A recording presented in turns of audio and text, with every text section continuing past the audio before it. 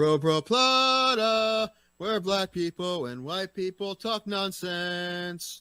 Listen, we have you on because every other episode we just talk at each other. So, you can talk as much as you want. It's fine. All right. As long as if Ray doesn't have to talk and doesn't have to steer the ship off the road like he usually does, then it's good. Yeah. Look at me. I'm the captain now. There you go. Yeah, you can have it. Good, because we drive it straight into a volcano usually. So, except for that's the heart, Tim, and that can never be mended. You know that. The heart always breaks. Nah, dude, one of your girlfriends take care of that for you. No, they usually go, well, thank you for the free meal. Have a good day, sir.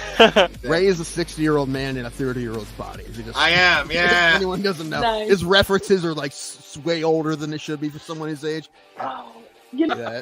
I would love to see that fight. And I would be rooting for Greg Hardy the entire time. Anything. If you've ever wanted to see me in pain at any point that we've been hanging out, today's your day. Ray, they see you in pain every time you do a set. This is true. Damn. Yeah. So Thomas has seen it and Tim's never seen it. No, it was basically if Mortal Kombat was a shitty like Saturday morning cartoon. Like yeah, exactly. They had like they had a Native American character on there. They had the street tough black guy. Like they had all the stereotypes. WMAC masters. There it is. It's such a. So you're saying it doesn't hold up? Is that what you're trying to say? It does not at all. It doesn't look fit full, Ray. Let me see that glass. No, Ray, top it off. This is like goddamn amazing. Yeah. No, I just want you to follow the rules. What happens if you don't follow the rules? The wheel gets you back again. This is true. Why don't you two fight each other? I've been thinking that, but I didn't want to say anything. We have talked about this I'm still at for shit. years, I man. can't fight anybody right now. I am so down. I will meet him at a weight. I don't care if I have to gain weight to fucking fight Tim, but it would mostly be like it would be a rolling match in the cage. Pretty like much. somebody would take someone down. What's crazy is out of all of us, Tim looks like he's most likely to be the wrestling fan. I see so many fucking guys who look like Tim Danko at AIW shows. It's not even funny, and I love I see him. I'm like, I want to buy him a shot, but it's not Tim, and I get sad. Yeah, and this kid's going to be a star, obviously, and that's what they wanted to happen. They want him to get a big win in London. They were hoping that was going to happen. I mean, did they give him somebody they think he could beat? Well, yeah, but I mean, it's not like Vargas isn't tough. Vargas is a tough guy. And yeah, Pimblett was a big favorite. But that's what they wanted to happen. They want this kid to be one of their next big stars, especially in the lightweight division. And now he's won two fights, one by knockout, right, and one by submission. So now he's going to fight somebody tough. And that division's super stacked. So there's tons of people he could fight. Before you put me on, I'm screaming at my microphone because you didn't put me on. I'm like, she's Mexican, you racist asshole! I don't know Spanish, you monster! But you didn't put me on because you wanted to talk wrestling.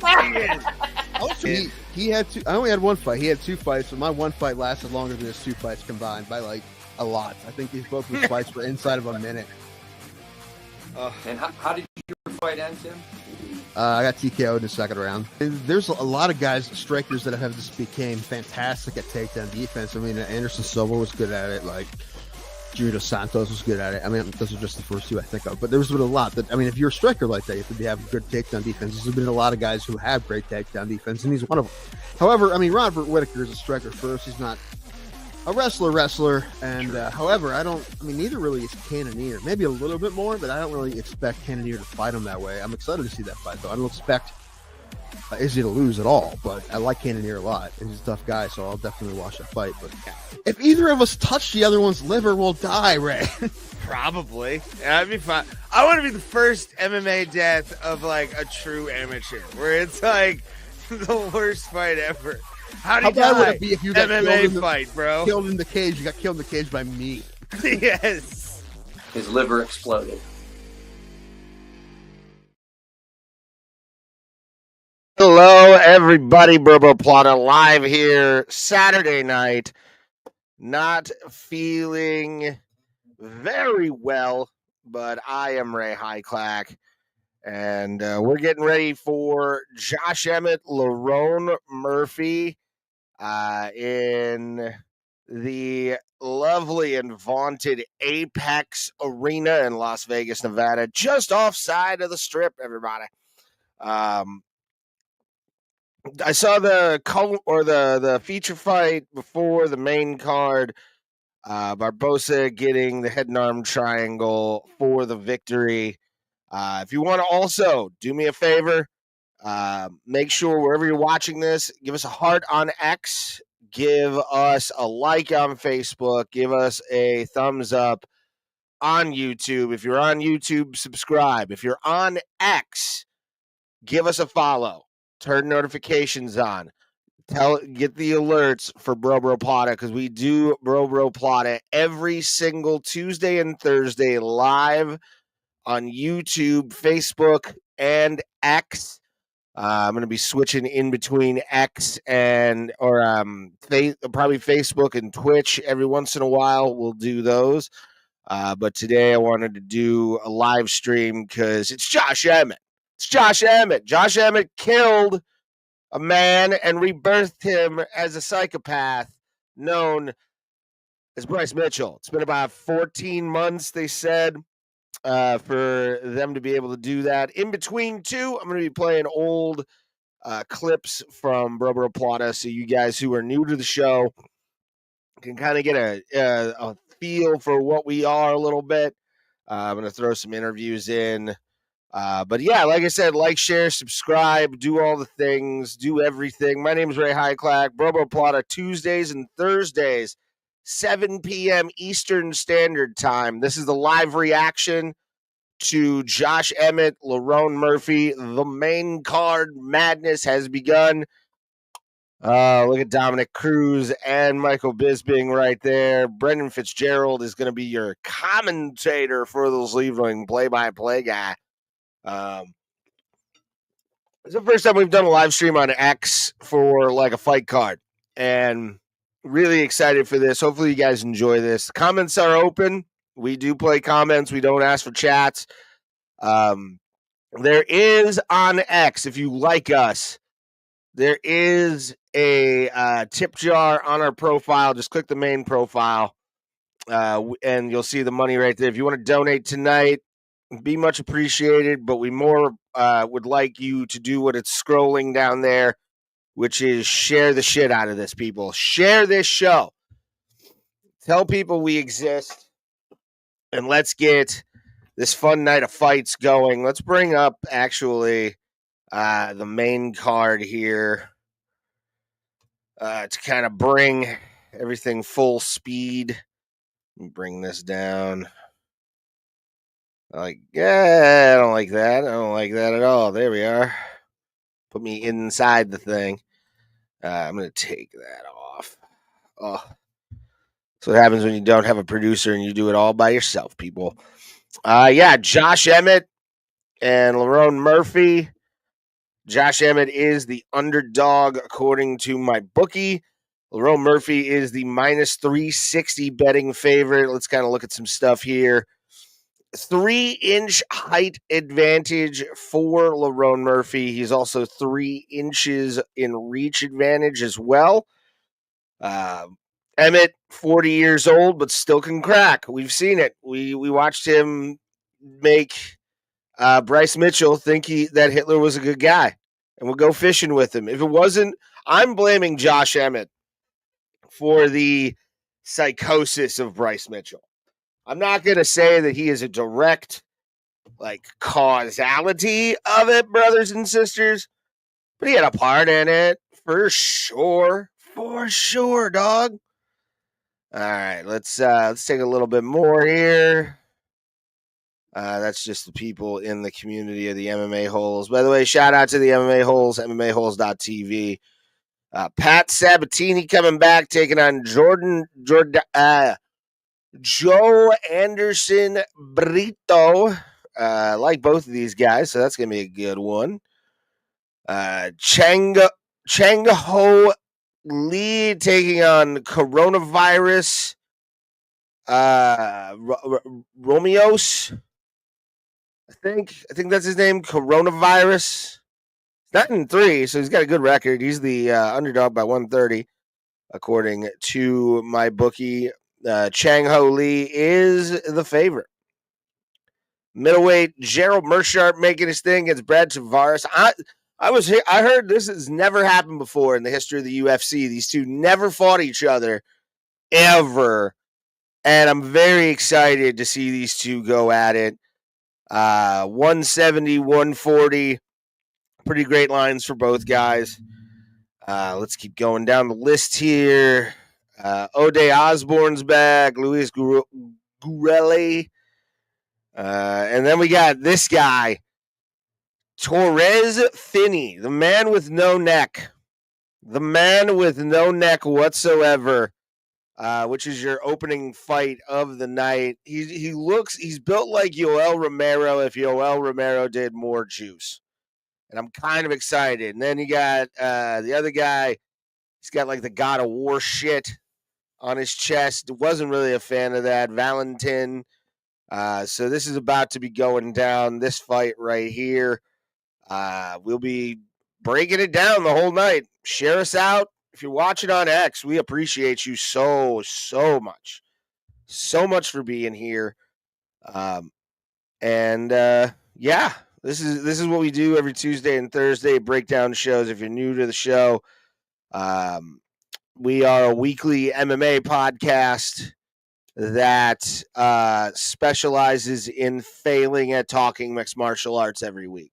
We've been doing this show almost 5 years, and we still a lot fail at any kind of MMA chatter you could possibly think of. But we try and do these live streams a couple times a year. I'm going to start doing these even more.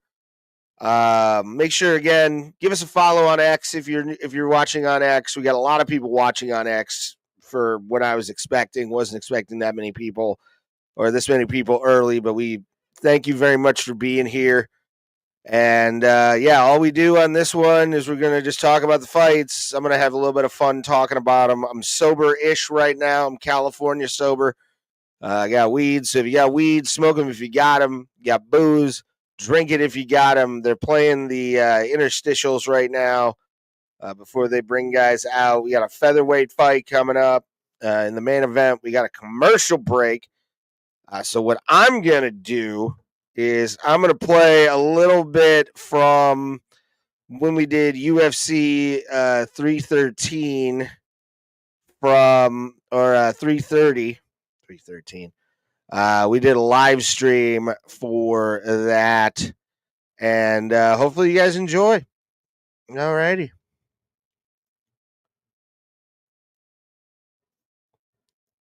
Yeah, I saw David Spade right there. Leto Brothers, Theo Von, David Spade. That's Man, fights are amazing. It's all Rogan seats. Probably. Gaethje stalking Max Holloway. Holloway in the Hawaiian trunks. Gaethje in the black. BMF championship on the line. Who will be the BMF? I don't know. Do I care? Not really. I just want to see somebody win this fucking match. Both men starting to pick up a pace here. So one thing I like about this fight is, the pace is going to start to slowly get ratcheted up until one guy drops. At least once somebody's going to go down. And I'm fine with that. Little Gaethje said, he's like, I know that when I fight, it's very possible I may not be alive the next day. I saw that. Jesus fucking Christ, dude. MMA is filled with psychos now, and I love it. Check kick by Gaethje. Holloway fakes an uppercut and comes in with the left. Oh, there we go. Somebody fell. I called it. I'm always right, Tim. Okay. I'm always right. A lot of slippities today. Yeah. Yeah. All righty. Oh, feint is A little bit too much of an oversell, but we're back to the center of the octagon. Oh, Holloway, I think gets the better of that exchange. Gaethje trying for a leg kick, doesn't really get it. Max throws one, hits. Oh, Gaethje gets a 1-2 in there. Can we see Justin Gaethje defend the BMF title? Uppercut by Holloway, doesn't make it. Oh, Gaethje's stunned. Oh, God. Did Holloway find the actual area for him to be knocked out? Could we have a new BMF champion? I think Holloway should have jumped on him, Tim. I don't think he hit him nearly as bad as you think he did. He stunned him. I think he's fine. Let's go, Max. I know we're supposed to be impartial, but I can't be right now. I don't want to do another wheel thing. We're in the main event, aren't we, too? Hmm? Do we face each other in the main event? Yeah. Mm-hmm. Jamal Hill. I got Jamal Hill. Mm-hmm. Alex Pereira.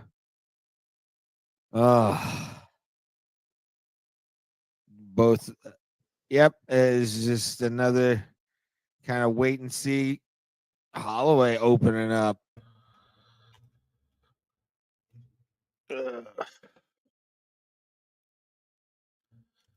All right, boys and girls. Brito, how you been, buddy? Good to see you.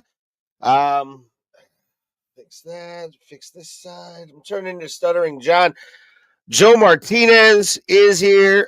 To let you know, Brito, Tim's doing so-so.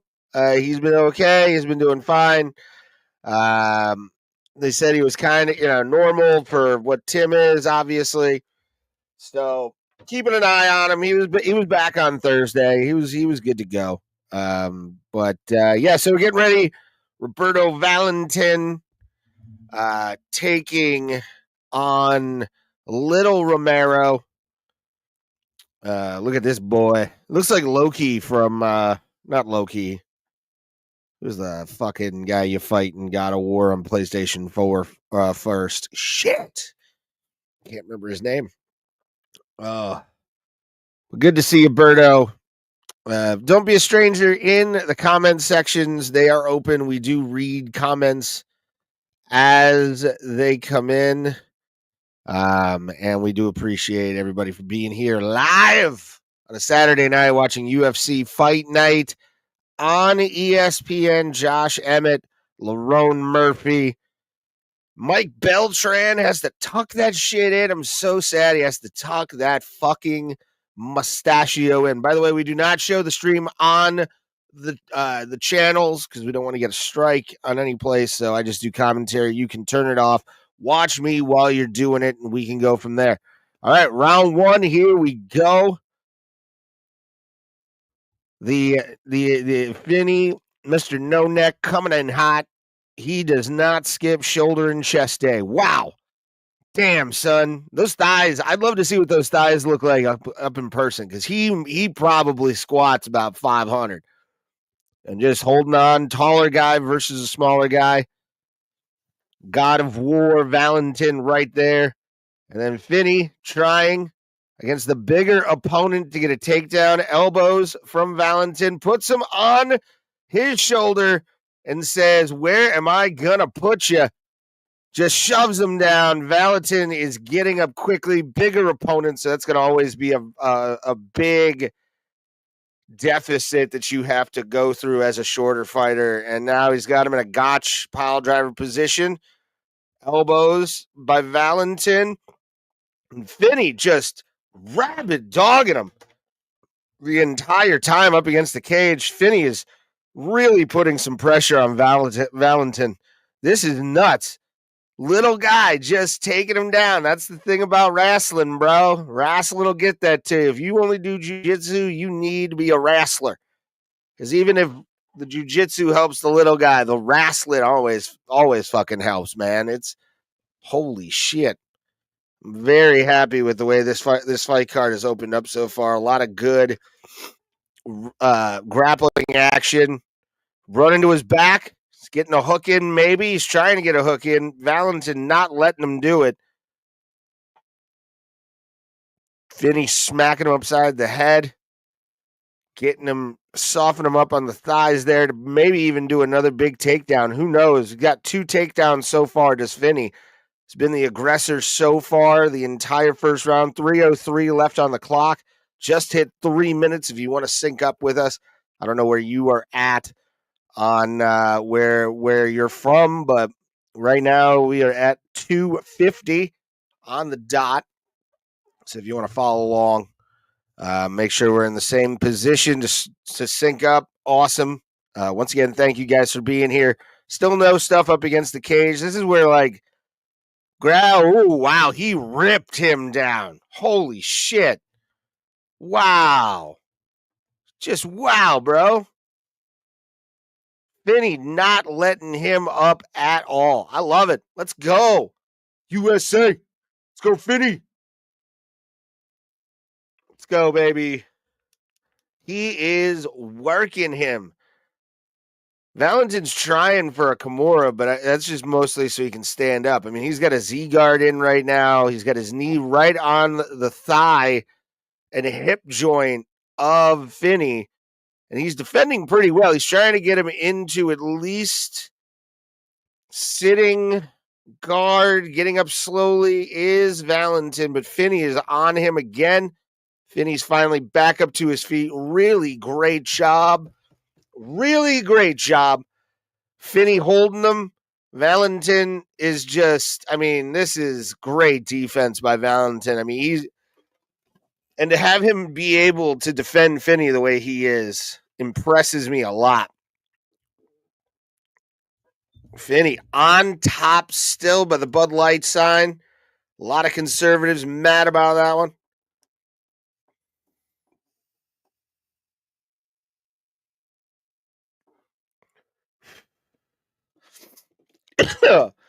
Yeah, these are the kind of gamey things I don't like about mixed martial arts, where it's just a lot of holding up against the cage to wear your guy down. I don't think Finney can do that for 15 minutes, Dom. I really don't. I think Valentin's going to win this because he's so lean and Finney is squat and he's got show muscle, dog. Like, that's the kind of shit you really can't, do. And he's against a bigger guy who's just beating the shit out of him right now. 30 seconds left on the clock. Finney is really expending a lot of energy right now. This is not good for him. 3rd takedown of the round, I believe. 3rd or 4th. And, I mean, he is not going to be – I think he's going to be looking exhausted when he gets up. We got about 10 seconds left on the clock. The clackers have gone off. And we are going to be going to a commercial break. Both guys are going to get up. ESPN on, or UFC on ESPN. Emmett versus Murphy. Thank you guys for being here. I mean, you have to give it to Finney. He won that 10-9. We'll see what happens. We shall expend more energy trying to figure out why he came in so aggressive than he actually spent being aggressive in that moment. But yeah, wasn't a very eventful first round. So compared to the last fight where we had the head and arm triangle, it's been kind of a lot of decisions tonight too. I haven't watched the full card yet. I usually watch the main card. And I just decided tonight, why not have you guys come in on Twitter or X and say YouTube, Facebook Live, all those fun places, and try to go for it. You know what I'm saying? I gotta press live on that. Round 2, here we go.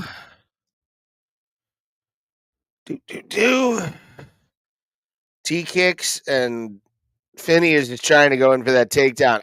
He can't. Oh, wow. He looks fresh. I didn't think he was going to be that good. I really didn't even think that was going to be a thing, kids. Wow. He is half guarded him. He's trying to go for a head and arm triangle. What is he trying to do? I think he's trying to go for a head and arm triangle and just bully his way into that. Is he going to be able to do it? Is he going to be able to do it? He's trying for, he's throwing a Kimura attempt to try and get out of it, but not being able to. Finney on top in half guard, Habibing it, just taking his sweet, sweet dear time. And Valentin trying his damnedest to get from underneath the beefy boy that is on top of him. Middleweight bout. Got about 3:55 left in the second round, second of 3.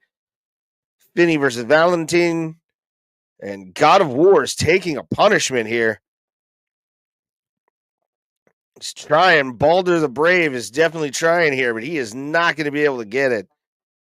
And pulls guard. Oh, he's trying for a triangle here. He's trying for a triangle. He might have it. Might have it. Oh, he's out of it. He's out of it. Trying for maybe an omoplata. This may be something, kids. Who knows? He's getting stacked right now. That's not comfortable at all. That's just terrible. Oh. Now they're hugging it out. Let's fucking go. Let me take that off. I've been too high. Oh boy. Oh, Emmett or Finney is just laying on top of him, trying to wear him out over 3 rounds, gain enough control time to get out of here with a win. I don't like this. He's got an armbar. Oh, Valentin's got an armbar. If he can pull it, he can actually get this, and he's going to get slammed. Slam, bitch. There you go. Finney definitely showing that power still. How he can go for 2 rounds like this with that body is amazing to me. No show muscle whatsoever. Absolutely killing it. Oh, he's got backpack. He's just going to get one more hook in. He's got the hook out. Never mind. Keeping him down on the ground. Oh, hey, Johnny Smith. You enjoying the fight so far? Hopefully you are. Like I said, chat's open. Even if the YouTube thing's there, we do have X comments open. So if you want to leave comments about any of the fights tonight, we will show them live on screen. Right now, Finney is just trying to ride Valentin, but he's too high. Finney is about to get bucked off by the bigger guy here. He's being cradled, for fuck's sake. Wow. He is really trying. He is going to slip out the back door here. Up. Eat his ass. There you go. Try it up. Now we might have a... Wow. Now Finney is the bottom bitch. He's got a toe or an ankle pick there. Really great grappling to open up this card. I mean, this is fucking insane. Finney, I did not think he was going to have the gas tank the way he did for this fight. I really didn't. Oh, big elbow by the Swiss man. Swiss Superman throwing it up there. Make sure to give us a like wherever you're watching tonight. Up against the cage. Finney has been in control of the grappling situations up until about 30 seconds ago.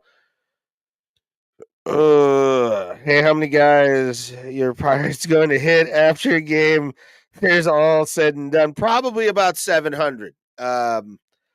We've got a lot of wild things. Some Ricky Vaughns on our team. You wouldn't understand with your torpedo bats, son. All right, we don't have to cheat. We just have guys with bad eyesight. All right, bitch, take that. You may have the World Series championships, but we're world champions of beanball. What's up? What's up, bitch? What's up? I feel so bad for your team, bro. I feel bad every season, Johnny Smith. As a Pirates fan, I watch once the All-Star game fucking happens, I know my season's over. Like, we're already kind of mathematically eliminated from the playoffs. It's been that way since Bonds left. And I don't see it changing. I mean, they're showing a commercial right now on my ESPN Plus for the NHL, and they just showed Sidney Crosby. Sidney Crosby, I wake up every day thinking about Sidney Crosby with a smile on my face. When I wake up in the morning and I think about Bob nutting, I think about jumping into the Allegheny with a chain and a picture of Bob on the cinder block just to prove a point anymore. Like, it's just, the team, they don't pick good. The front office sucks. They don't know talent, and they haven't known talent since the previous owners. So why bother? Round 3, here we go. Oh, getting taunted by the big man. They're just going to, I think they're going to battle. I think they're just going to, like, he's going to keep him at range, possibly. That was a bad idea with that elbow. And now, again, up against the cage. Ryan Reynolds and Skeens, all you got. We got Ortiz or O'Neal Cruz. He's a great player for us. Very, very good power hitter. Yeah, we suck, dude. Being a Pirates fan, I always call comedy the greatest abusive relationship I've ever had. I'm still trying to figure out a way to get out of my Pirates relationship, but it's the blowjobs are still too good at PNC Park. Like, there's nostalgia to it at this point.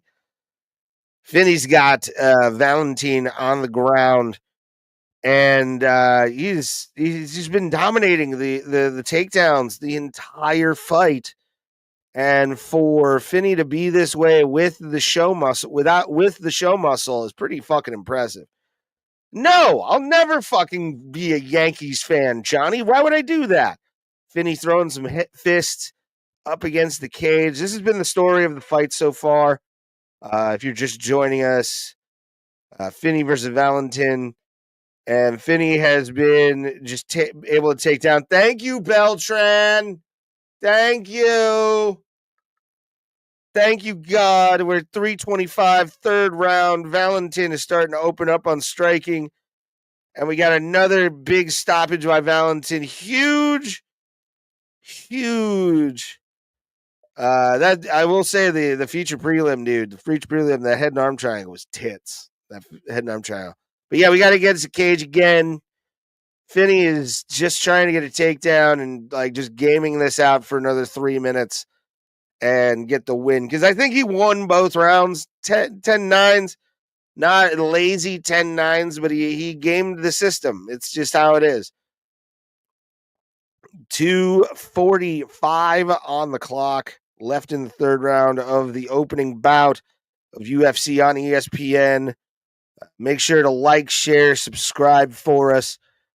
Yeah, for sure, Johnny Smith. I agree with you. It's definitely a 10-9 for across the board for Finney and or for round 1 and 2. So, he's trying to pull on that Kimura. He's really trying, and I'm surprised. Like, this guy hasn't used his length that much to sprawl. Like, why aren't you sprawling, dog? This should be what you do. Thank you again, Mike Beltran. For God's sake.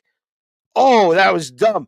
Why just all you're doing is going into the guy?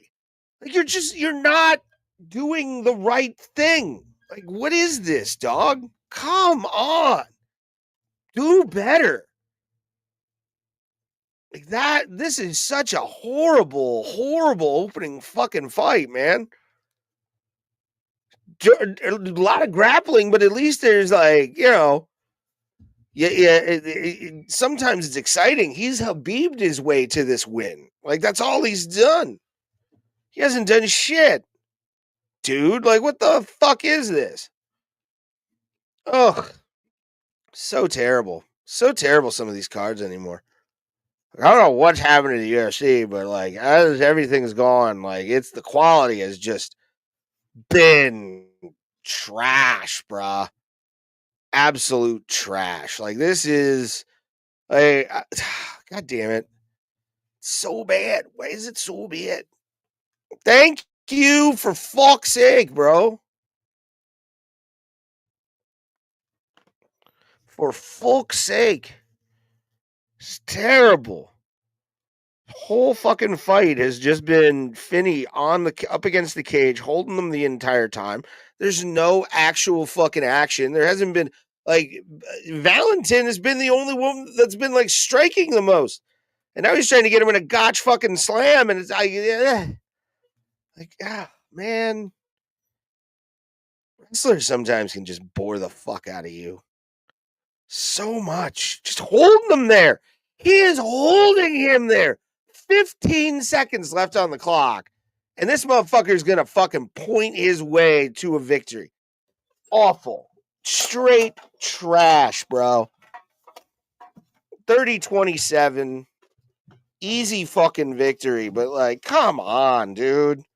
What are we going for in this? Like, we pay money for this subscription. Some people who don't, who mooch. I don't, because I do mooch. But like, dude, that was fucking awful, bro. Just shite. It's like Dustin Poirier, just shite. Oh. I hope it's 29-28 just out of spite. Like the judges do a 29-28 just because. If this was 30-27, that's a travesty. That was boring. Nothing happening. A lot of control time. Finney was just meh. Unimpressive. I mean, we got 5 more of these bitches to go. Insane.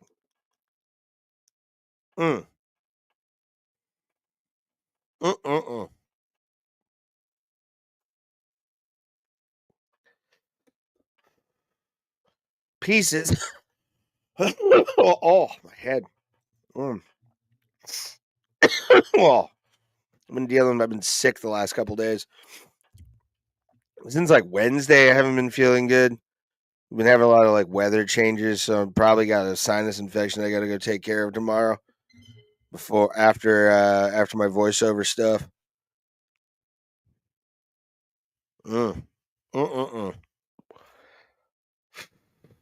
More disappointing than the first time I had sex.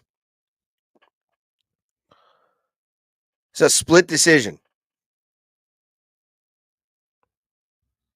It's a split decision. This is... Yeah. Well, yeah. I mean, this was not a 30-27 situation. I don't know where that fucking other judge was. Let's see. They're putting it up right now. Tony Weeks. Tony Weeks, you fucking idiot. What? You gave him a 30-27? What? Are you kidding me? Tony Weeks gave this a 30-27. You're a fucking retard. Fire that guy. Get him the fuck out of here, dude. That's Bush League bullshit. Like that's fucking Bush League, dog. That's embarrassing. Tony Weeks should fucking be fired. Stick to boxing, kid. God damn. That was awful. All right, kids. I'm going to play you guys an interview that we did a while back, years and years ago, during the pandemic when we first started the show. We've been doing the show since 2020, and one of the first guests we ever got during the pandemic was the master of Emeridote, the king of the crotch shot. We got Master Ken. So I'm going to play some of the Master Ken interview and take a break, blow my nose, deal with this congestion I've got right now. And we'll be back for the next bout. They're getting them ready. They're showing them warming up. But while this commercial break happens, I'm going to play you guys some of the interview from Master Ken.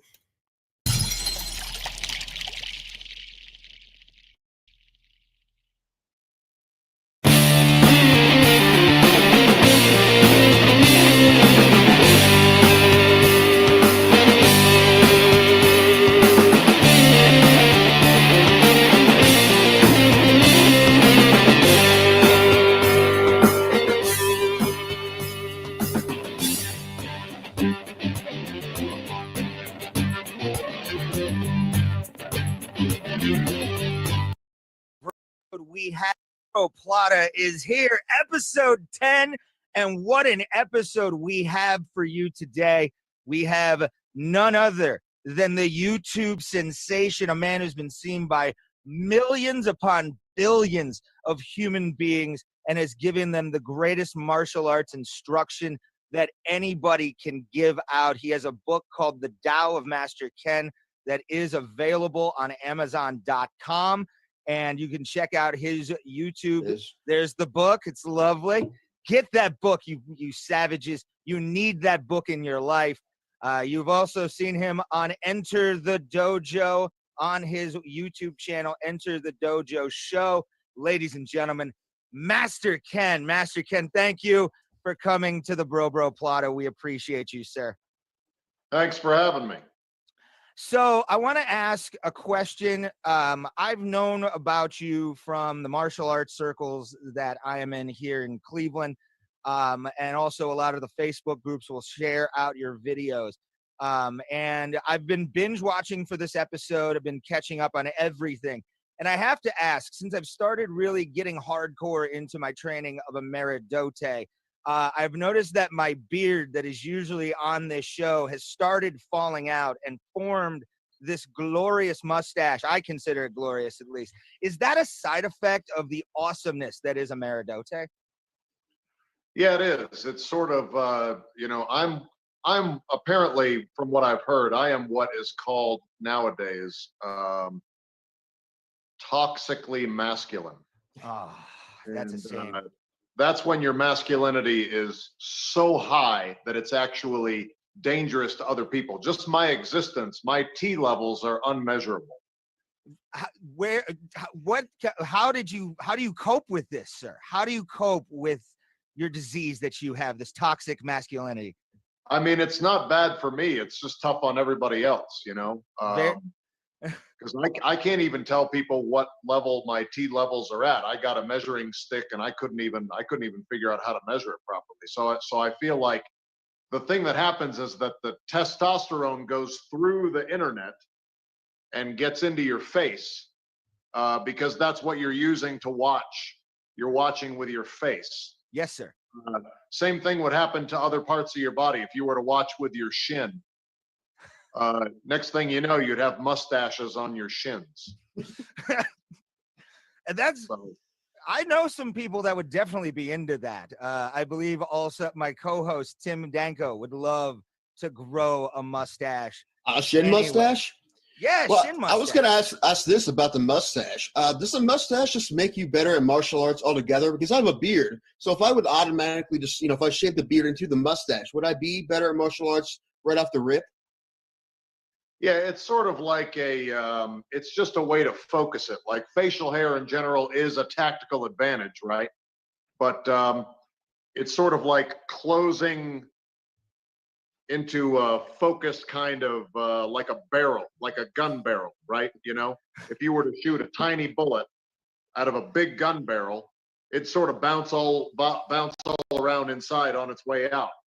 But if you get the right size barrel, then the bullet's going to go straight. So you're a Meridote. If you're studying a Meridote and you can focus it all right out of the mustache, because right now it's just sort of doing this.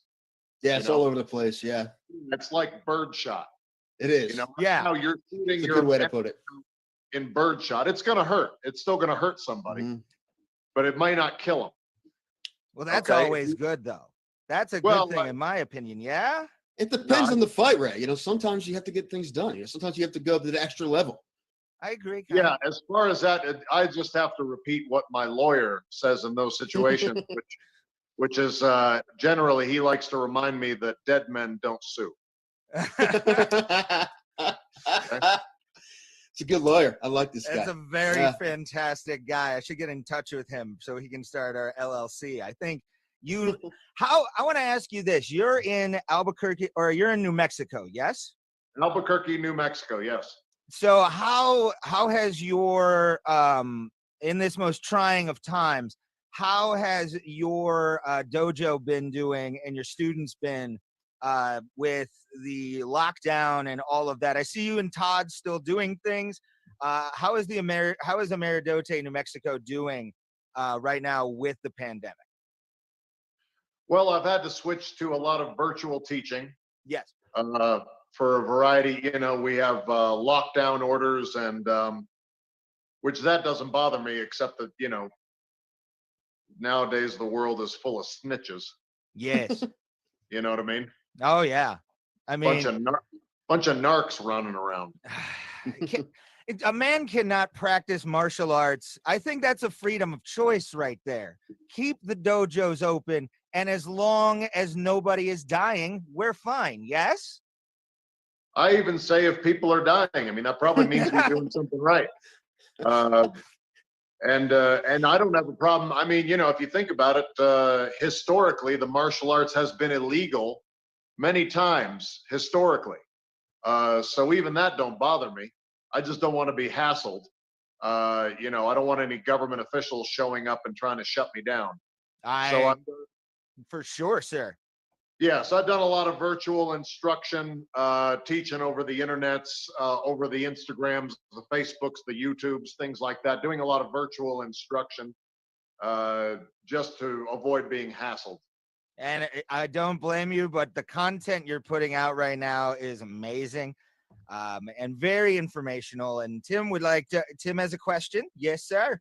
Yeah, Master Ken, I just wanted you to, if you could explain, please, for listeners who aren't fortunate enough to know about your martial art, could you tell them a little bit about Meerschaert and why it's different than other martial arts and why it's superior, sir?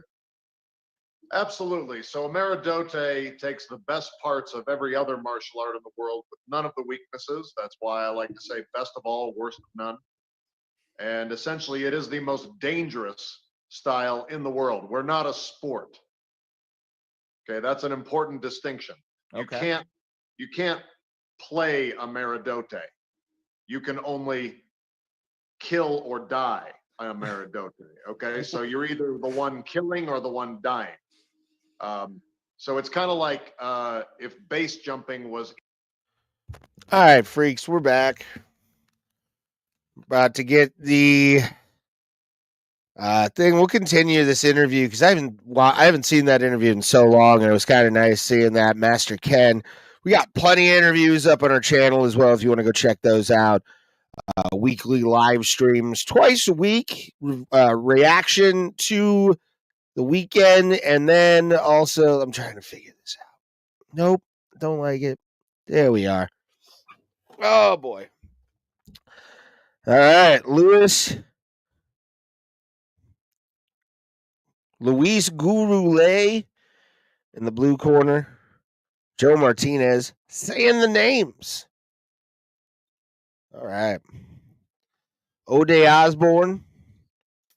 Hate the man bun so much. Just shave your head, man. Fuck that man bun. Kiss my ass. I don't like your man bun. Man bun's dumb. Man buns are stupid. If you have a man bun and you watch this show, thank you. But you're dumb. I don't get it. Let's go. Jason Herzog. Jason, he's fine. Herzog.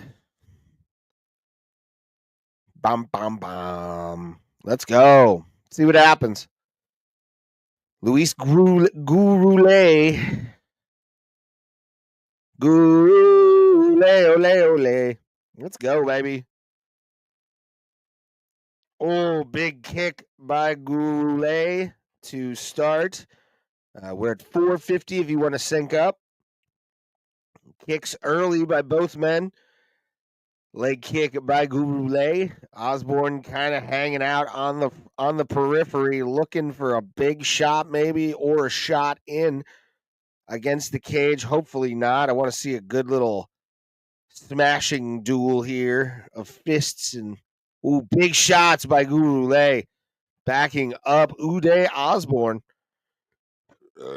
Uday. Body shot attempted by Gurule. If I can talk. Jesus. Make sure, again, share this out, repost, do whatever you got to do. Oh, big combination by Osborne there. Wow. He got him good, motherfucker. Oh, let's go. Let's go. All righty. Slowing it down just a little bit. Buday trying for another one.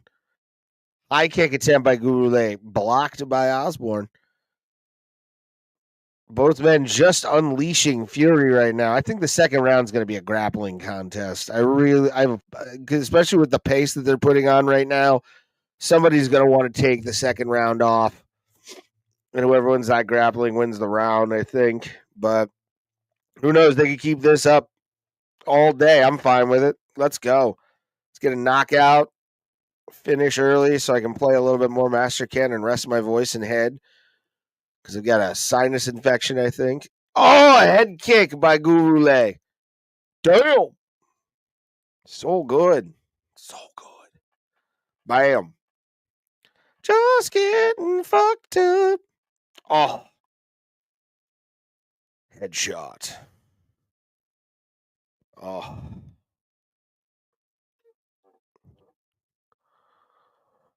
Oh, boy. Let's go. Speed it up. You guys were cracking each other earlier. Here we go. First takedown. Big belly-to-belly slam. Wow. In the side control. The hip pop was perfect, man. He floated him over. That was impressive. That was a highlight moment right there, dude. If that's not in like UFC's top 100 slams, then Dana's doing it wrong. Yeah, he's trying for something here. He's trying, kind of working along. Can't really do much in this inside control like this. Trying to go for it. Oh boy. Oh boy.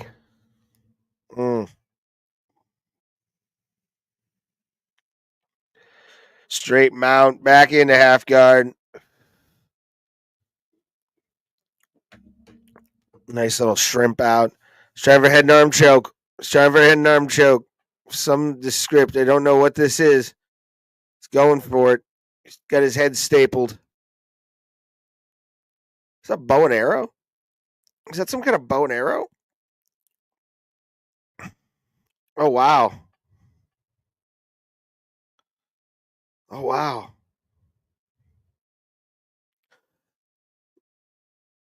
Wow.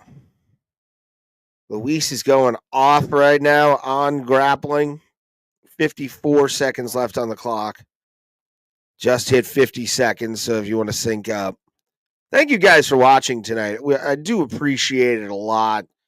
I didn't expect anybody to really watch tonight, so hopefully you're enjoying the show and enjoying the commentary. Comments are open. If you want to talk with me, I will talk back, to quote the great T-Pain. Oh, big elbow to the side by Gurule. Oh, elbow over the top, misses. Back. Both men are back up now. Gurule's going to, single leg into a hook, making him think. 10 seconds left on the clock. Very eventful first round. Head kick misses. 5 seconds. And there is the wow. Good first round. I don't know. Let's say Luis won that one. Gurule won the first round 10-9. Wasn't a full domination. Both guys came out hot. It's one pretty thing about the whole thing is both guys came out swinging. And really appreciate everybody for watching tonight. Again, X, YouTube, Facebook, all those places. Share it out wherever you're watching live in the Bro Cave. It's got to have some kind of like stupid sound effect, I think. Like, remember those old like radio shows where it was like the quiet storm, like lightning and shit, or what was the Coast to Coast AM with Robert? I think it's like Robert Norrie, something like that. Those are the conspiracy shows that will be on like your local AM radio station. The good shit. That's why I learned a lot of that stuff. All right, second round has started. Big kicks by Osborne early. Goulet is kind of just taking his time. 4:40 on the clock. If you want to follow along in real time with me, Osborne I'm just throwing out a nice 1-2 and then a front kick. Goulet is just kind of short with those leg kicks there. He's trying to block him. Oh, hook by Osborne. He tapped him pretty good. Yeah, let's go. Osborne with an uppercut and Goulet trying to go down. Osborne defending well. Defending mighty well. Good Lord. This kid was a Colorado State wrestler. That explains the gas tank. Oh, I think he stunned him. I think he stunned Osborne, and Osborne comes back, but Osborne got a little wobbly there. Yeah, that whatever shot that was, and Osborne just showing some hands here. A lot of freak show fights tonight. A lot of tall guys versus short guys. This doesn't seem like too much of a pronounced height differential, but I like it. Both men in the middle of the octagon after throwing combinations at each other. O'Day Osborne got the better of those. Oh my God! He dropped him. O'Day Osborne getting violent with it. And yeah, Jason Herzog stops it. Wow. Oh my God. O'Day Osborne getting nasty with that. That was hot. I mean, the pace they were going at already kind of made it easy for them to be like, yeah, we need to pick this shit up a little. You know what I'm saying? Oh, boy. Wow. Amazing job by O'Day Osborne to get the blink of an eye TKO, flash TKO right there. Let's watch this again. Bam, boom. Just straight left hand right to the face. Oh, yeah, right about there. Right about there. Knocks him on his dick and then fucks him up. And then Herzog stops in. And wow, very good finish. Very, very, very cool finish for O'Day Osborne.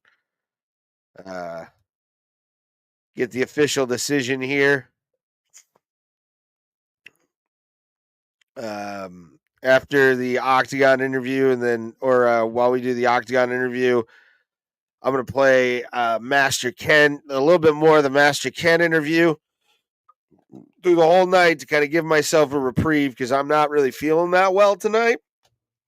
I'll be in the chat on YouTube and X, or YouTube at least, and be talking to people there, but I'm going to be playing interviews from previous shows that we've done in the past, just to kind of give you a history of Bro Bro Plata, since we have been on it. We're just starting X, and that community has been actually our biggest one to date, and we appreciate that. Like, I didn't expect X to be the place where we'd get, tens of people on a regular basis. You know what I'm saying? Like, it means a lot that people are finding us on X and like what they're seeing, like what they're watching every single week, Tuesdays and Thursdays.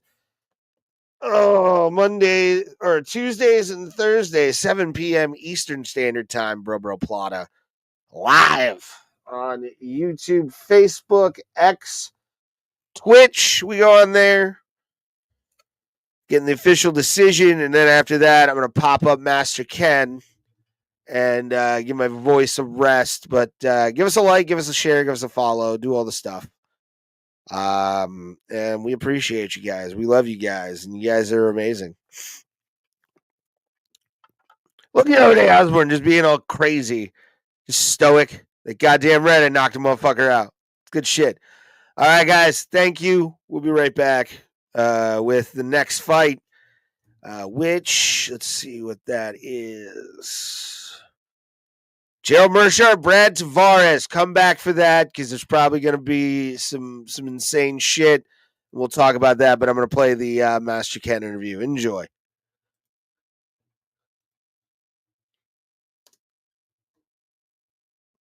Was even more dangerous. That's the closest I can come to it. You know, right now I think there's a 25% chance that anybody who base jumps dies. So if you were to dial that up to at least, I'd say a 50-50, because in every fight, there's two fighters or more. But really, you know, there's, in my fights, there's a Meerschaert and then everybody else. So there's a 50-50 chance that there's going to be death. That seems dangerous, man. Have you lost a lot of students because of this? Not a ton. Not a ton. That's a good thing. What age did you develop a Meerschaert? Because your style is so just crisp. What age did you get? What age did you create a Meerschaert? Well, I mean, to a certain degree, I was born with it. I was born with the instinct, with that killer instinct. You know, when I was born, the doctor tried to slap my bottom and I broke his wrist. Oh. So I had that killer instinct, but I needed it developed and honed. So I went around to different dojos trying to find a way to harness my incredible talent.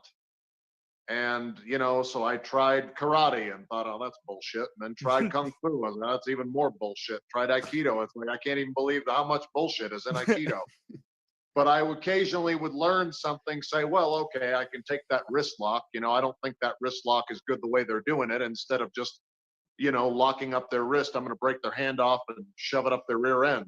You know, I would take the moves that almost worked and then improve upon them and make them my own.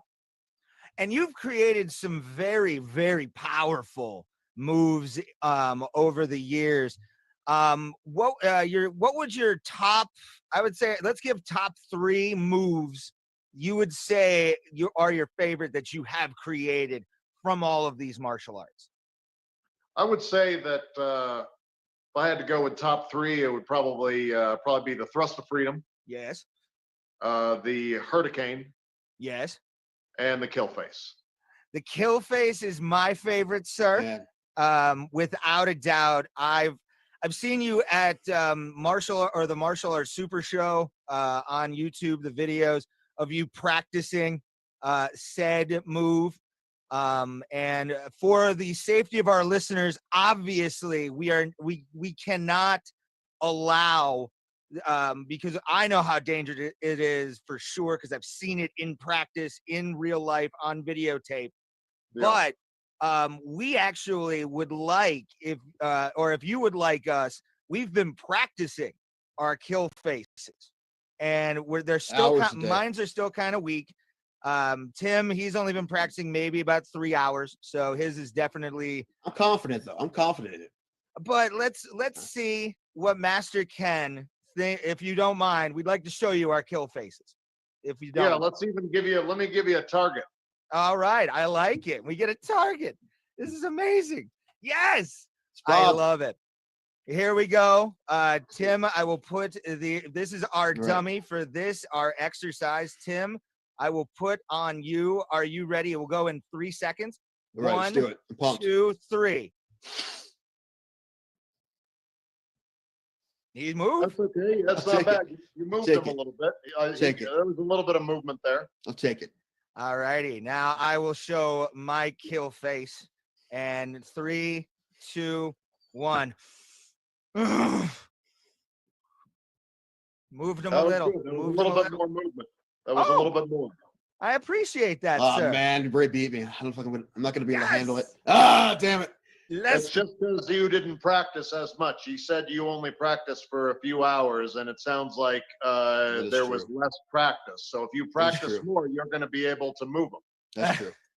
So start working, son. Yeah, start working it. If you practice for years and years, like I have, eventually you just get to the point where you just. Oh, geez. Oh, he moved. Man, he moved even across the room. Man, even for a little bit from the side, man, it hurt my eyes. Oh. Whoa, that is powerful stuff. What was that, Master Ken? Got to be careful. When you're, whenever, because anytime you're looking in the direction of the kill face, you're in the blast radius. And that is never a good thing. I want to ask you about something from Enter the Dojo. Anybody that has never watched that show, you need to go see it. There was the big storyline, obviously, is your former protege, Billy. Billy Dote was born out of this. Granted, it is a bastardized version of what the greatness of Dote would be. You gave him his black belt at the end of the show. And I wondered, because he isn't in any of the videos, he isn't in any of things after Enter the Dojo season 4. Can you give an update on Billy? Because I'm concerned, because we all know, he was a little bit of a loose cannon. And I think an update on Billy, since he hasn't really been on anything else. What's Billy been doing? Yeah, Billy actually did go out and start his own school.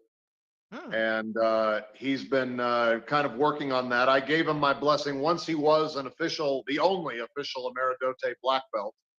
I did give him my permission as long as he paid me a franchise fee, which he has to pay me regardless of his enrollment. Good. So whether he has students or not is not my problem. He's got to pay the rent, Do you have any other franchises besides Billy's, and is it the same kind of contract? No, it's a handshake agreement, or I guess a groin grab agreement, and he is the only current franchise because he's the only one. I wouldn't let anybody below black belt level in Meridote open their own school, and it took Billy over a decade to get there. So somebody has got to be able to stay training with me long enough to get to that level. Yeah. Well, how long? Usually in a Meridote, what is the length of time training wise until you? Obviously, they have to do the dance of death. They have to make sure or do their own thing because of the fact Meridote is that dangerous. For those that don't know, actually, explain the dance of death the belt system. How many months usually do you give before you re-up somebody? And then how long do you say would you go for the dance of death? Well, I'm not a McDojo, so there's not a required amount of months. It's based on skill. Yes. Okay. Yeah. So if somebody comes in and they're very skilled and they know what they're doing, and they work really hard, then they could probably get through several of the belts a few years at a time. I like it. Yeah. And then if somebody sucks at it, but they still want to take classes and their checks clear, I'll let them study with me for their whole lives. They may only become an orange belt, but I can't advance people based on how much time or money they've spent, only on their skill level. Okay. So, for instance, if I had somebody come in and train with no arms, they can't do a tiger claw, at least not a proper one, unless they learn how to do that with their feet. And if they learn how to do that with their feet, that may take them several years. Yes. But there are certain techniques they're just never going to be able to do. So I can't advance them, but I will take their money. Explain the dance of death if nobody, because a lot of people who watch the show know that's where the big test that a lot of your students have to go through. How would you describe the dance of death? Dance of death is basically a weaponized version of what most martial arts refer to as a kata, or a form. You see people doing lots of, this kind of standing still bullshit where they're doing blocks and punches in a very regimented and linear form. or if they do that wushu stuff, they look like they're breakdancing. But the thing that's always missing is the intention. Okay, what you're pretending to do is kill attackers who are attacking you. So that's the difference in the dance of death, is that you must act out how you would kill someone in a self-defense scenario. I love I'm a big fan of what you do, sir, because you're doing a service to so many people. And I love the fact that you have taught people how to defend themselves in this way. I want to ask about another student of yours who you don't see much anymore. I wish we could, and that would be Cynthia. Cynthia is, I considered her the cutest one of the bunch, to be honest, besides yourself, obviously, sir.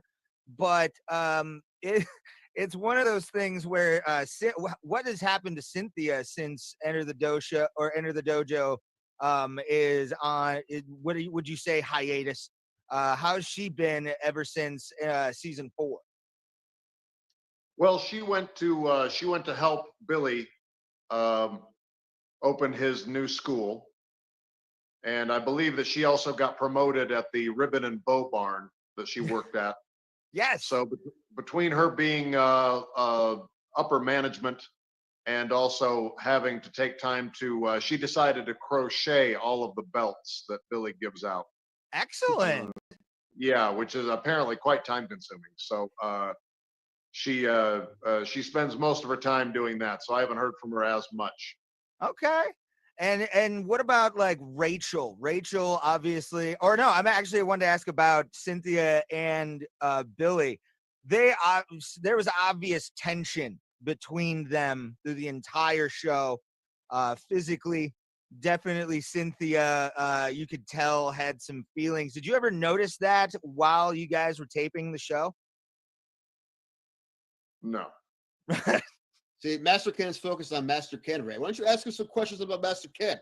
I have one. Okay. I have one. Here we go. Master Ken, sir. In this time of the pandemic, everyone has to wear their mask, correct? Have you figured out any way to, in a street fight, to maybe use your mask as a weapon to help you, or maybe use someone else's mask against them? Yeah, sure. Let me demonstrate a couple of them. Okay. Ooh, we get demonstrations on the Bro Bro Plata. I like it. This is awesome. Gotta grab a mask. Okay. So amazed. This is great. Master Ken on the Bro Bro Plata show. This has been such a fun time, man. This guy's awesome. He is the greatest martial artist to ever live, and you need to go check out Enter the Dojo show. We're going to plug that. The Tao of Master Ken. We had one last week, you jack off. Oh, did we? Yeah. Man, Sam, I'm sorry you had to sit through that. I really am. I apologize. Especially the shirtless part, bro. Like, your eyes don't need No, to see man. that. We went. I heard you guys are all swingers at the beginning, and you started talking about.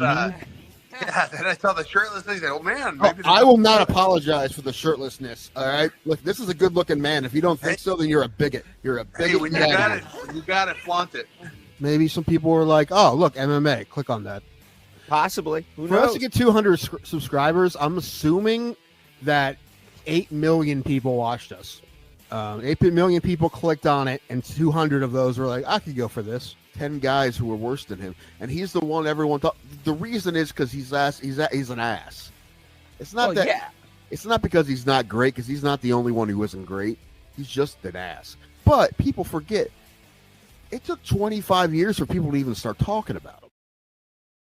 All right, kids, we're back. I don't know why it's like that right now, but it is. That's weird. Add to the stage. There we are. Technology. Jesus H. Christ. All right. Brad Tavares versus Gerald Meerschaert. High level shit about to happen. Let's see what they'll do. We'll play more of the Master Ken interview after this fight, because I do enjoy that interview a lot. So to have you guys to share that with, especially our new X audience who are actually watching us right now, thank you very much. Tuesdays, Thursdays, 7 p.m. Eastern Standard Time. It is go time. Tavares Meerschaert. We're underway. 4:55 if you want to sync up. Tavares coming in hot with a few jabs. Meerschaert up top with a jab and then a body with the left. Meerschaert southpaw. And Tavares in orthodox. Good combination in the center of the octagon by Tavares. And Meerschaert already just looking kind of busted up. That firefighter stash looking powerful. Up against the cage. It's going to be a grappling night. Yay. Oh, God. Come on, Beltran. Back him up. Back him up, buddy. You know you can do it. You know you want to do it. You should do it. Please and thank you. For the love of God. God, it's been the whole night pretty much, except for the last fight. There we are. Clean break. Back in the center of the octagon. Go the boys. And Tavares just flicking out that hook a little bit. Meerschaert up over the top there with a bit of a looping, lazy bullshit smack, but it was there. Oh, big shot by Meerschaert trying to do a level change. Both men just kind of hovering by the monster can like two bros.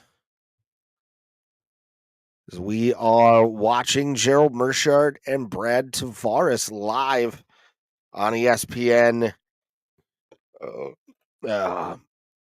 Emmett versus Murphy. Oh, uppercut. Big uppercut by Tavares to get Meerschaert off of him. Meerschaert looks like he owns a bicycle repair shop and has like one of those penny farthing bicycles or whatever. You know what I'm talking about? Those like dumb bicycles, or it's like what he looks like he owns a unicycle.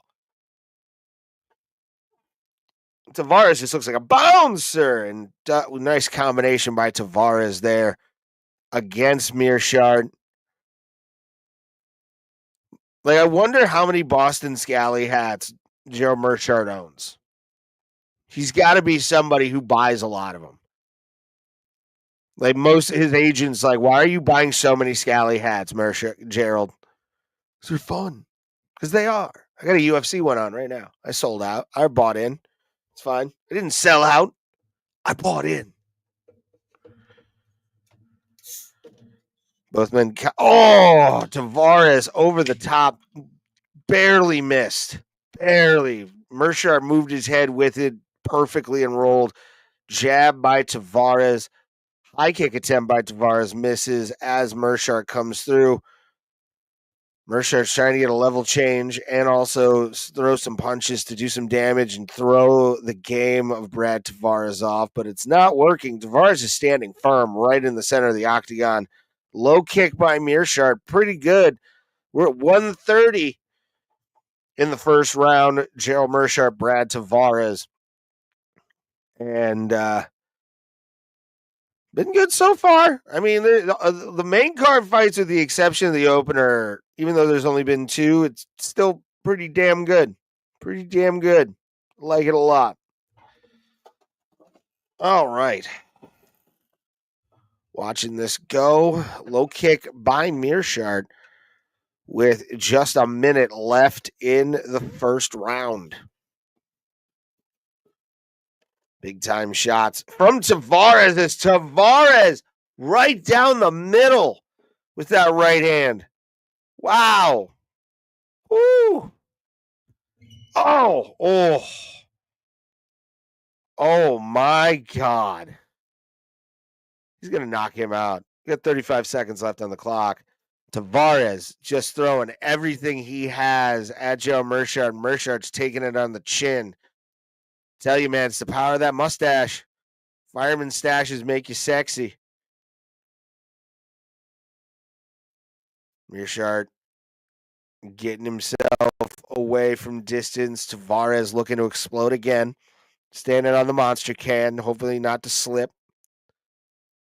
Leg kick by Meerschaert down below. 3 seconds, 2, 1, and that's the end of the first round. Very exciting. I'm gonna say Tavares won that round. Those last couple exchanges where he threw it right down the middle and hit Meerschaert on the stash, those are pretty good. Those are good. So Tavares, I'm gonna say it's a 10-9 round. Definitely a big time big time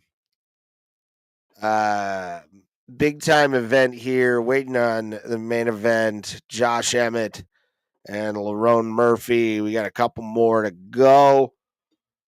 Be here for main card madness, everybody. Chang Ho Lee and Coronavirus Romious. We got Joanderson, Brito, Pat Sabatini, and Lerone Murphy. So we got 1, 2, 3 more fights left on the card from the Apex Arena in Las Vegas. Tavares coming in hot again. Yeah, just continuing the momentum he had in the first round right here. 4:50 left on the clock if you want to do anything with us. And now Tavares putting together combinations, getting cocky with that high kick. You didn't need that. You didn't need that, son. Keep with them fists. Oh, I think he hurt. He hurt him. He hurt him with that leg kick. He deadened the leg right there. If I was him, man, I would definitely be throwing more inside leg kicks to fuck that up. And Meerschaert, Meerschaert can come back, dog.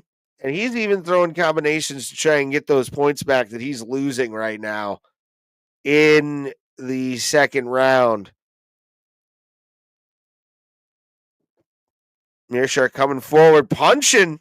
Pretty good. They're up against the cage. 4 minutes left on the clock. Meerschaert still showing a lot of life after taking some brutal shots from Brad Tavares in the last round.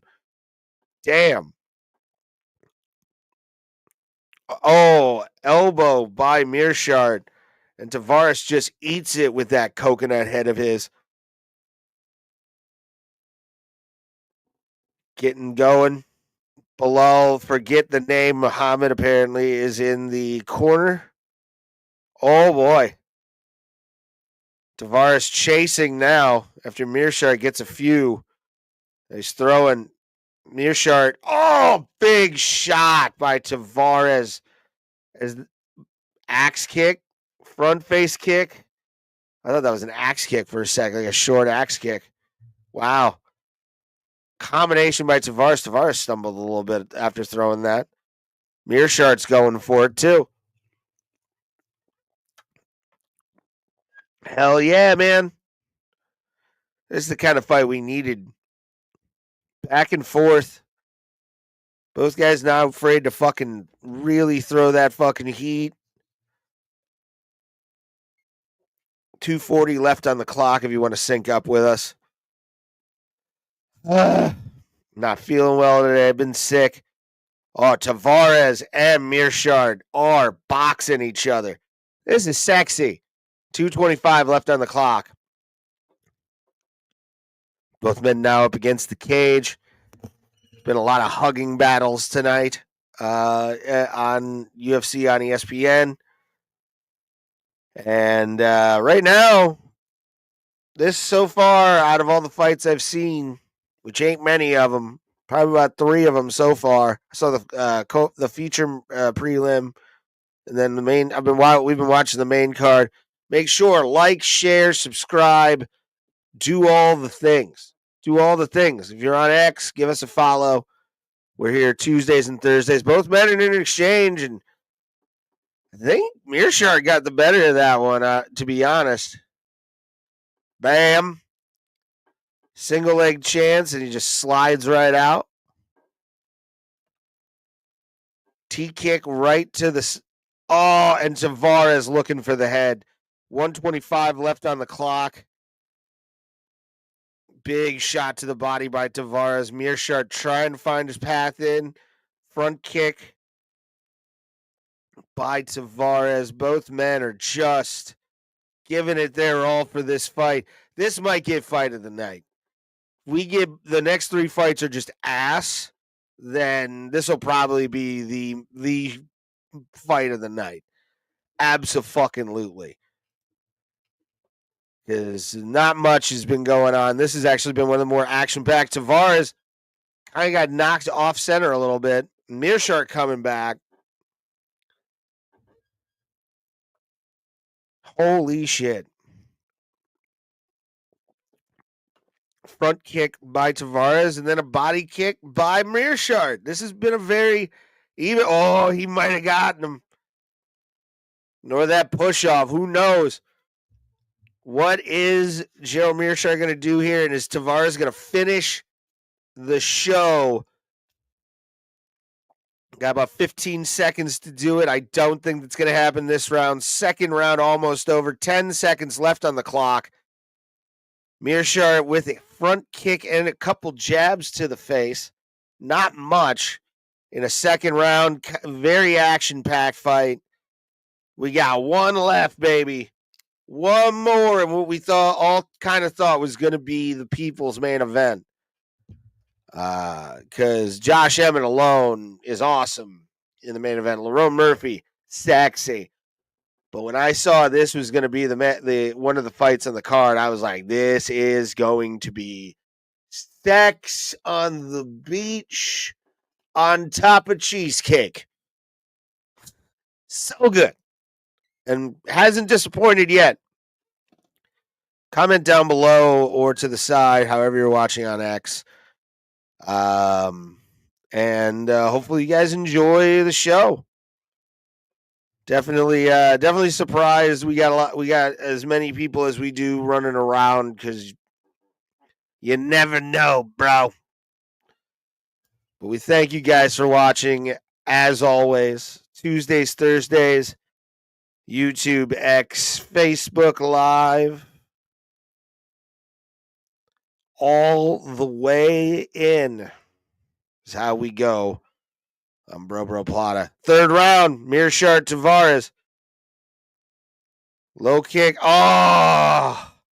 Tavares is throwing now. Yeah, Joe Meerschaert's down 2-0 right now. I do not see this being anything more than a Tavares fight. He's been the faster. He's been the more aggressive guy. Oh, what was that? What was that, man? Look like me on the at the high school alumni game I do every year. Oh shit! Oh shit! Oh, got him down, but Tavares gets out, runs like Alistair Overeem. Up against the cage again. Mike Beltran, I believe, is the referee. He could break this up if he doesn't see any kind of way to go. Meerschaert's trying to get the takedown here. 3:55 left. Meerschaert sitting down. Really trying here to get the takedown on Brad Tavares, but Brad Tavares defending very well up against the cage. Tavares probably up 2-0 right now as well. So he can make Meerschaert work here and kind of work on Mike Beltran having a bit of a trigger-happy night like he has.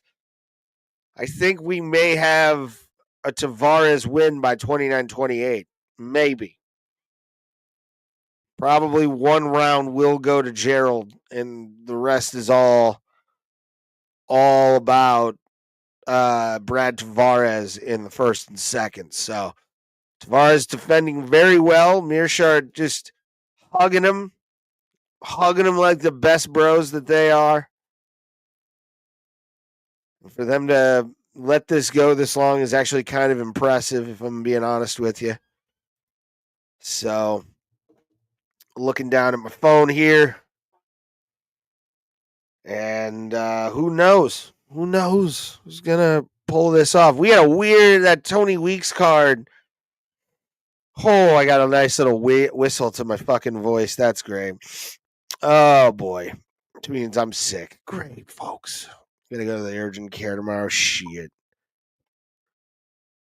But no, it's just there's nothing going on. This has been the tale of the first fight as well. But even then, that had a bit of a thing. Tony Weeks didn't understand what fucking mixed martial arts was, which was wild. Go back and watch that first fight, Finney versus Valentin. Meerschaert got Tavares up against the cage, but I mean, it's just doing nothing with it. Oh, knee by Tavares. Meerschaert's trying for that double leg takedown. Maybe he might clasp at some point and go for a single leg. But this is just 1:35 left on the clock. It's been going on for about 2 minutes. This cage grapple, which is, I mean, hats off, but you gotta advance a position at some point. He's trying for a single leg, it looks like now, but man, Tavares hitting him on the body, hitting him on the head. Meerschaert completely aborts. Beltran does the right thing. Will Brad Tavares close the show? 1 minute left on the clock.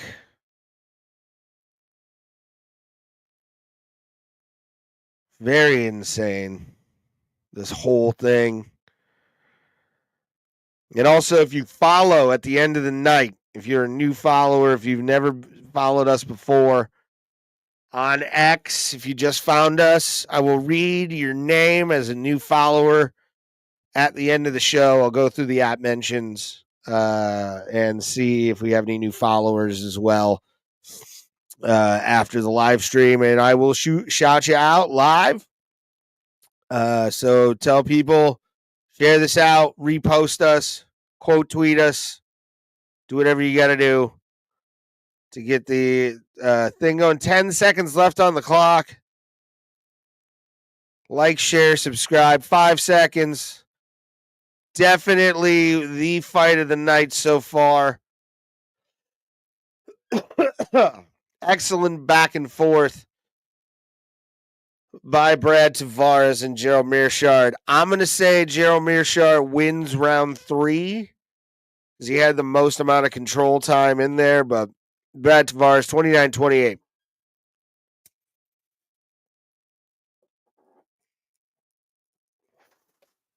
Smoke them if you got them, folks. Let's go. Tomorrow's Sunday. Probably going to the urgent care because I'm fun. Then, yeah, we will.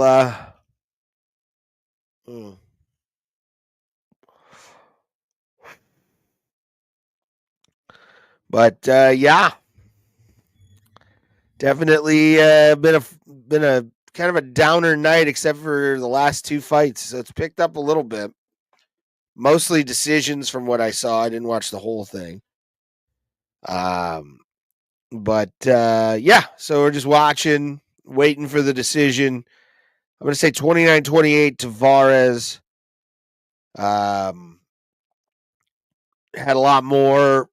Like, if Tony Weeks is doing this one, he got it right. I think. 10-9, 10-9.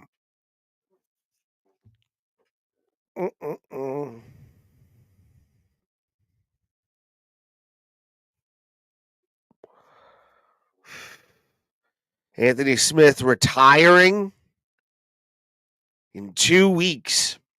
3/14 next week, by the way.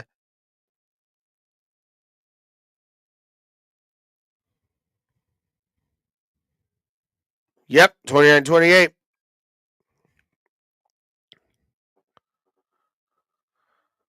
Absolutely. Not a terrible decision at all. I mean, he was cracking him in the face the entire time, dog. Like, what do you want him to fucking do, dude? All right, I'm going to bring up more of the Master Ken interview, and hopefully you guys enjoy. And make sure to like, share, subscribe. We'll be back for the next fight, which is Chang Ho Lee and coronavirus or Romious. So let's go, and we'll be right back. Ken as well. Make sure you check that out. Available on Amazon.com. He has had the mask, ladies and gentlemen, and we are about to get a rare demonstration from the great Master Ken of how to defend a mask. So I will say, close your mouths, ladies and gentlemen, and open your ears to the greatness. Yeah, so I don't wear a mask because I've never been sick in my life, and I'm already dangerous. Yes. So it's not like I'm suddenly more of a threat to people. I've always been a threat to people, so I'm not just going to suddenly start wearing a mask because of it. But people around you are going to be, mask wearers. And one of my biggest problems with that is it's now very difficult to distinguish who is a ninja. Yes. Solid point. It used to be easy. You just used to look over and see someone wearing a mask and go, ninja. Mm-hmm. Yes. Now you don't know. Mm-hmm. Yeah. So you have to treat everybody who wears a mask as if they're a ninja. I like it. Meaning you have to see everybody who wears a mask as a threat. Okay. Which Okay. I already do. That's a normal day thing for me. Yeah, right. Yeah. So there's a few things you can do with a mask. If they have it on properly and they have the elastic type bands, you can just sort of pull it down and then snap it right on their face. It's good. I like it. That'll hit the nose and make their eyes water a little bit, right? You can also just sort of pull it up over the eyes. Okay. Now he's fighting blind. Yes. That's never a good situation. So you'd want to, someone comes up and they're aggressive in whatever way, and you say, "Oh yes, I'm very interested in what you're talking about," and then you just go like this, and then, right? So use that moment when they can't see, unless they have a transparent mask. Yes. If they have one of those things on the strings, the shields. I am seeing some transparent masks. So if they have transparent masks, you got to do something else. But if they have something you can't see through, that's a good technique. I like it. What do you think about the masks that look like almost face shields, where they don't they rest on the chin? Do you find that could be a possible great way to harm somebody wearing those? Is just immediately go right for the part resting on the chin? Because I've seen those in some food workers and stuff like that wear that kind of thing, where it is just a piece of plastic and then like a plastic half circle off of their chin. Would you go right for that? Because I've thought about that a few times. Yeah, especially if it's a hard plastic, because then you can use that. You can cut somebody with that. Yes, absolutely. That's what I like about that. You just sort of take the plastic out and then, gouge. Do some gouging. That reminds me, there is another advantage to the mask. Let me grab a knife. All right. Oh, here we go. We're getting knife instructions from Master Ken now. This is awesome, man. We are lucky dudes here. I can't believe this is like going to Disney World and seeing all the rides at once. This is amazing. It's true. Right. He has the knife.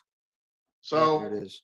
Say you got a knife and someone comes up. One of the advantages of the mask situation is you can use it in conjunction with a knife, right? Again, I would go with the blocking the vision first, okay? Yes, then, because they've been threatening you in some manner, you take the blade here and you insert it into the throat, okay? Yes, sir. Gouging, slicing, cutting across if you want. And then you can take the mask and put that over the wound to keep the blood from spraying on you. That's a good. That is genius. That's genius. That's gonna spray. Yeah. Right. And you don't want to look like the ending of Resident Evil. That's never a good thing. No. And so once they'll bleed out. They'll just fall over. And at that point you've got a mask for yourself. So you just sort of just shake the blood off, and then you can just put it, if you want to. You just wear your bloody mask home. And then you're ready for the day. You're fine to go. No fines for you. Is that where you wear the red gi, Mr. Ken? Master Ken, excuse me. Is that what you do with the red gi? Because there's a lot of blood, right? And maybe the blood doesn't show up on the red gi. Yeah, this used to be a white gi. Yeah, makes sense. Just years and years of them having just people's DNA all over it. Just that. Do you I like to say that I dyed it red because a lot of people had to dye it. I have to ask, you've been on the cover of Black Belt magazine. When you got the cover of such a great magazine to begin with, was that, how much of an honor was that for you to get the cover of Black Belt magazine? Well, I felt like I was honoring them. I mean, I had a free weekend and they'd been trying to get me on there for a while. So I figured I'd do them a favor and get them some press, you know, get them some circulation. Absolutely. What's you've done many speaking engagements, obviously the Martial Arts Super Show I mentioned earlier. What's been your favorite shows or massive trade shows to be a part of? What is some of the trade shows you've loved to have done demonstrations with? Yeah, Super Show's a good one. That's always a good sized audience because I like to get my message out to as many people as possible. Yes. And try to. And I'm always I'm also always putting schools out of business, which I like. Yeah. Because school owners see me demonstrate a Meerschaert and they're like, "What am I even doing with my life? I can't compete with this," and then they'll just quit. I like that, but I also like traveling around the world. I've done some good shows. Did a good show for Jesse N. Camp, Karate by Jesse, for his Karate Nerd experience a few years back. That was a good crowd and a good experience. Yeah, I've had a lot of them. I've put on a lot of good demonstrations around the world, and it's something that I really enjoy doing. I had to put all that on hold due to the current circumstances, but once things get figured out, I'll definitely be back doing that. Absolutely. Master Ken, I saw a video on YouTube besides your fantastic instructional videos. You tried out for America's Got Talent a few years ago, right? And it didn't go so hot. What happened there? Well, I didn't expect them to understand my brilliance, but I didn't expect them to be threatened by it either. I don't think that Howie Mandel liked the fact that I let him know Taekwondo is bullshit. I think that kind of hurt his feelings a little bit. And I think Heidi Klum was kind of threatened by my testosterone. I think she was thrown off by the incredible masculinity that was presented because she buzzed me out within like 9 seconds.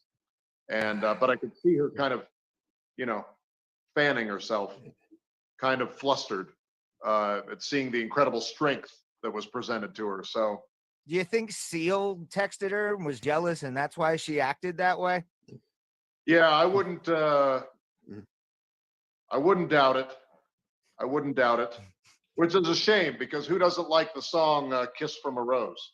It's amazing. Everyone likes that song. Yeah, that's a good song to stretch to. Sometimes I'll stretch out, my gluteus maximus while I'm listening to Kiss from a Rose just to warm up or cool down. Anything from a Joel Schumacher film for sure. Batman, for everybody knows that Val Kilmer was the best Batman. So it's a very strange thing to meet your heroes. When you meet your heroes, it can be very disappointing. Master Ken, I love you, man. You are on my side with this. We had this conversation 2 days ago. Val Kilmer is without a doubt the best Batman. Ray gives him shit. Thank you, sir. I win. Yeah. I win, Ray. Master I like Ken's on Michael my side. Keaton. I win. I've always been a fan of the Michael Keaton Batman more than I tell have Master Val Ken I he's can Kilmer. wrong. understand why you would feel that way, but then I think about that time that Michael Keaton played Doc Holliday, and I think, wait, no, he didn't. That is a very good point, sir. That is a super good point. Oh, I've totally lost. What was the other Seal song? Oh, Crazy is a good one. I liked Crazy because also a band. I don't know if you're a metal fan, heavy metal fan, but I'm a big fan of the band Mushroom Head. They're from the Cleveland area. And one of my favorite songs they did was a cover of Crazy. I thought it was a fantastic cover. I don't know if you've ever heard it before, sir. I mean, I'm not unfamiliar with heavy metal. I have some steel and some copper out back that I sometimes use for various things around the house. And, and people send me knives that are sometimes quite heavy. So. Do you get, you obviously do get fans sending you things as gifts, I assume. What's one of your favorite gifts you ever received from a fan? It can be anything from a letter to a knife, even swords. What kind of stuff does a Master Ken receive in fan mail? Well, I'm looking right at one. Let me grab it. Oh, I like it. It's gonna be good, man. Just letting us in on the inside stuff, man. I love being inside the Emeridote gym. This has been Hey, one of why did you have to ask him about Mushroom Head? That has nothing to do with Master Ken or what he does. Oh Mushroom my! Head. Look at What is that. that?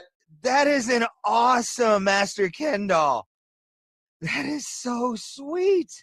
Somebody handmade you that? Somebody made me a piñata of myself. Oh my God.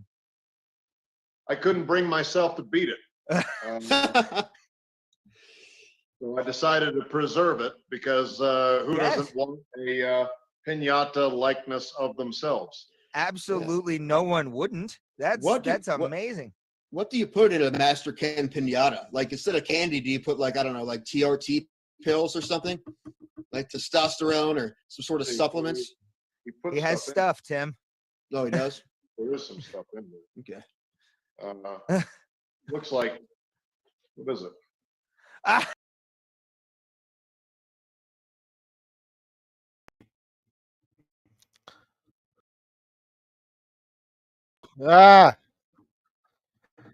Come on.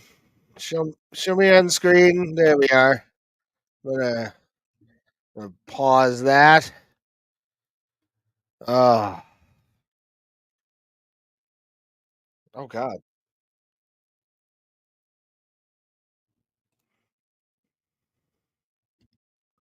Oh, I know what that is. Okay. I got confused. Hi guys.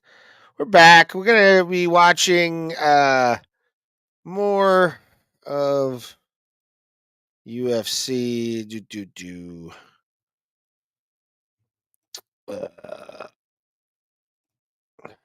I don't know what's going.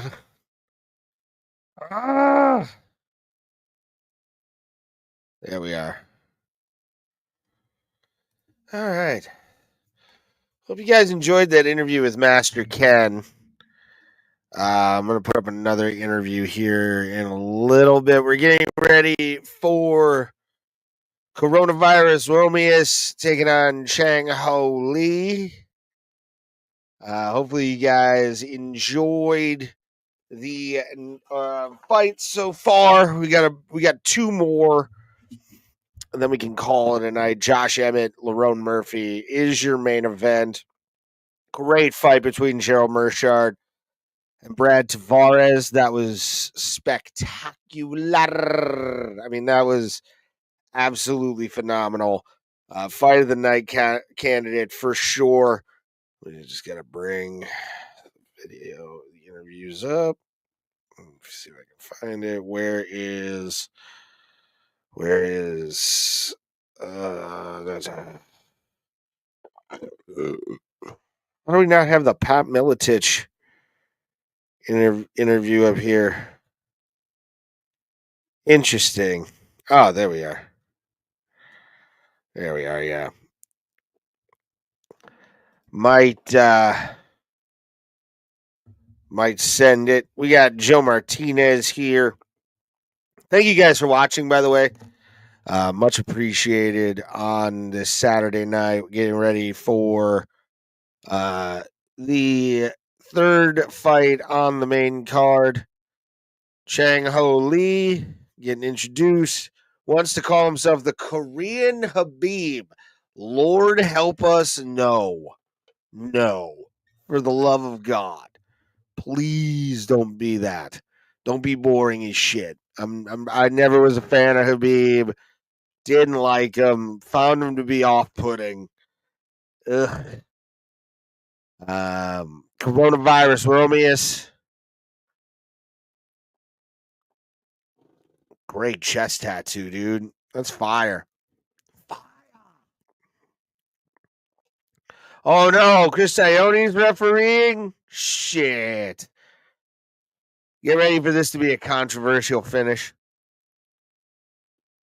Never trusted Chris Ione. He shouldn't be this high on the fucking list. All right. Here we go. Chang Ho Lee in the white. Romulus in the black. And they open up on each other with speed. 135. Both men going for knockouts. Chang Ho Lee going. But coronavirus wasn't able to get it. Coronavirus. They're really rolling. Does Romious have the guillotine in? Does he have the guillotine in for this to be a submission? Does he have the guillotine? Does he? I can't see from that angle. It looks like he has under the yep, and he's out. Okay. He's trying for it. Romious gets swept into mount. More than Habib ever did. Habib would have stayed at the legs for 15 hours, and then we would have gone by he would have won just by exhaustion.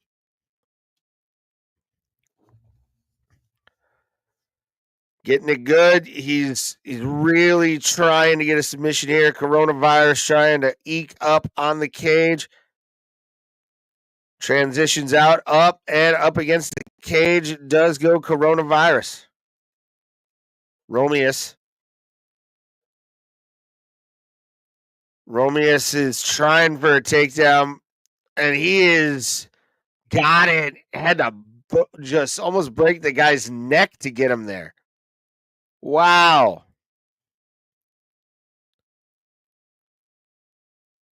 Wow. Excellent. There we go. He's too high. There it is. Nope, too high. It's too high. Up kicks. Oh. There we go.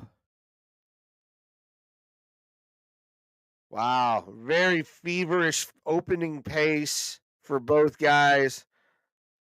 2:30 left on the clock. And Lee is beating the shit out of him hard. He's got a body triangle fully in. Wrist control on one of them. Is Coronavirus busted open right now? I think he is. He's got a full body triangle right now, does Lee. Chang Ho Lee going for the kill here. Trying to go for a rear naked choke, just annoying the piss out of him.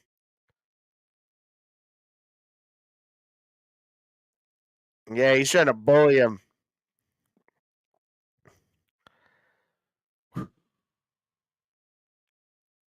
Violent. We got a minute 35 left on the clock. First round. And Chang Ho Lee is just peppering. Oh, wow. He's done. Lee's got a pull here. Oh. He's owning him right now. Beating him up. Yep. He's bloody.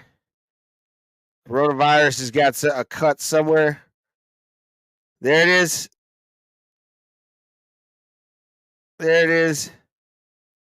Lee is working with that body triangle. Oh, he flattens him out. Oh boy. Romious gets out. He gets out, but he is beaten up, flattened out completely. I mean, he is knocking the shit out of him. And he's still trying to fight. He got him. Oh, my God, he got him in the guard. Oh. Coronavirus Romious is amazing. Now he's out. Lee is trying to go. We got 10 seconds left on the clock. And Romious loses the round. I mean, loses the round for sure. But he survived. I mean, he got up. He got what he needed. He escaped. He was in danger for 5 to 10 seconds. But I'd still give it probably a 10-8 to Lee there. So coronavirus has to come out hard, dude. We're talking Wuhan hard. That's how hard he has to go for this. Make sure to repost, share, do all the stuff. If you're on X, heart and a repost be much appreciated. That's all I ask from you. If you're watching on YouTube, you know what to do. You've heard it so many times from other live streams. Like, share, hit the notification bell, stuff like that. But for Bro Bro Plata on X, a follow and a heart. A heart would be nice. Appreciate you guys for being here and watching live from the UFC Apex Center. Watching on my phone because I don't have a TV in the studio. Now they're just coming out swinging again. Opening round. 4:45 on the clock. Nut shot, and he goes down. Oh. Yeah, you could hear the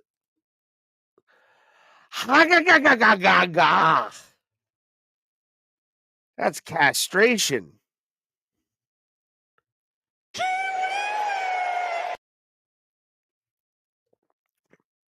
Oh no, he's in pain. Oh, dude. Yeah, he's realizing his shit is going fucking terrible. I knew you'd criticize my art. Oh man. Let's do a time killer song. You're sweating buckets, but it's not even high. Then it's something better. I don't know the words of the song, and then I take it everything that you got. That was a direct flag Okay. to the dick. I mean, that was ooh. Wasn't intentional, but it was fast. Not a fan of the patches on the back of the referees' jerseys anymore. You're mentally and physically ready to go, Chris Ione says. I got the audio feed in an earpiece over here. But yeah, Chris Ione just said, hey, are you mentally and physically ready to go? He's like, yeah, I'm fucking pissed. I just got hit in the dick. High kick. Now they're both going after it, and Romious grabs a fucking half Nelson. He's got an underhook. Oh, it got too low there, I think. Oh, boy, he's trying. He's trying for a body triangle.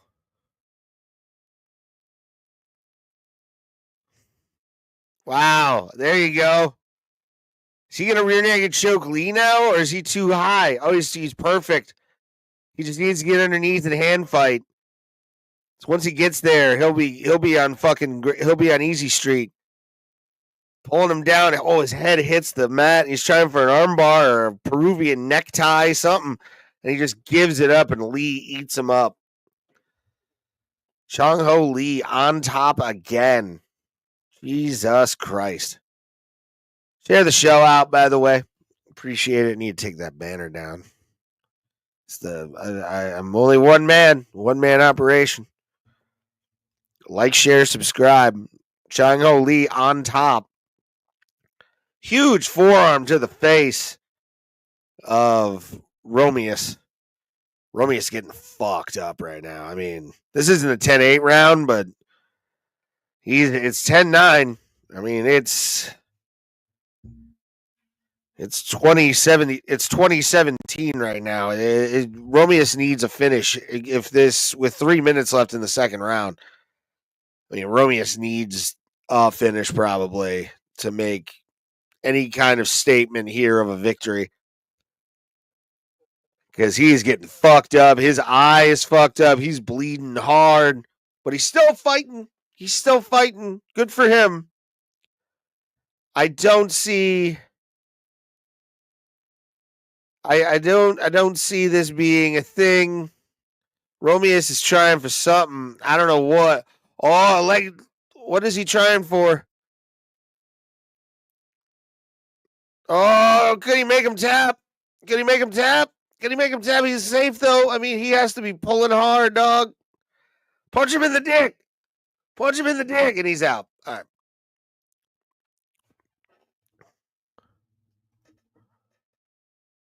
right.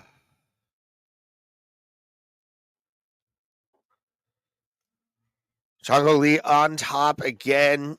Romious flattened out again. Getting flattened out completely and beaten up by the South Korean Superman. Got minute 40 left on the clock. And Chang Ho Lee is beating the piss out of coronavirus Romious. I mean, he is fucking him up. Now he's in mount. He's beating his ass with elbows. Chris Tognoni could step in because he's being dominated. Yeah, it's over. Whew. Coronavirus got fucking vaccinated by the South Korean. Chang Ho Lee getting it done. Whew. I mean, that was crazy.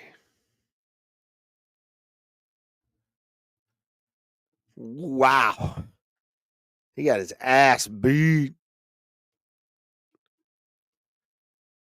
All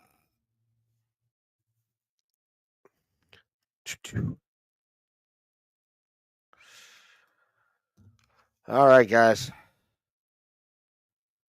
I mean, he beat his ass. That was awesome. Great fight. Yeah, he just pure dog strength couldn't give coronavirus Romious any kind of thing. Oh,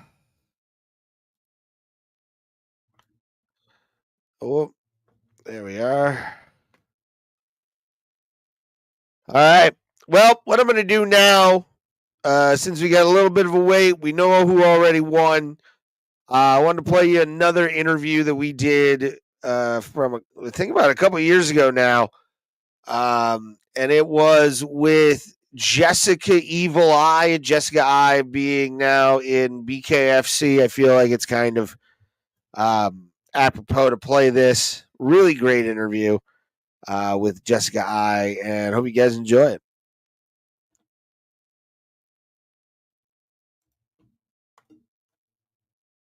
Plata, we have a very special guest with us, an Ohio MMA legend, an MMA legend in general.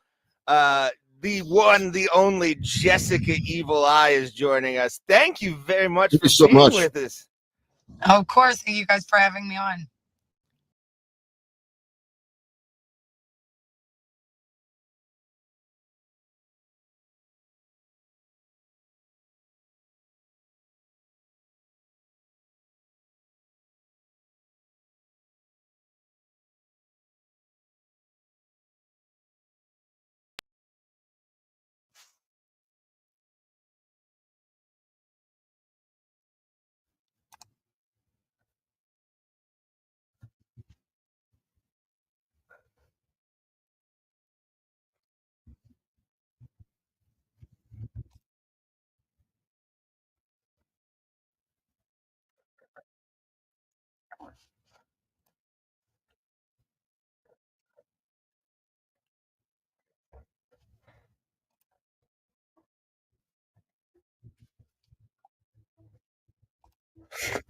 Sorry, guys.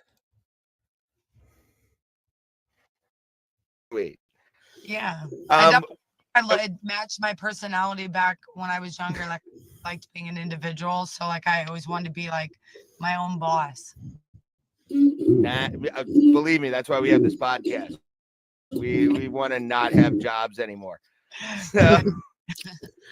It's not going well so far. But I have a question. What's the bigger pride of Rootstown, Ohio? Is it Jessica I or is it the Dusty Armadillo? Oh man, so that's I grew up here. Here's a good one for you.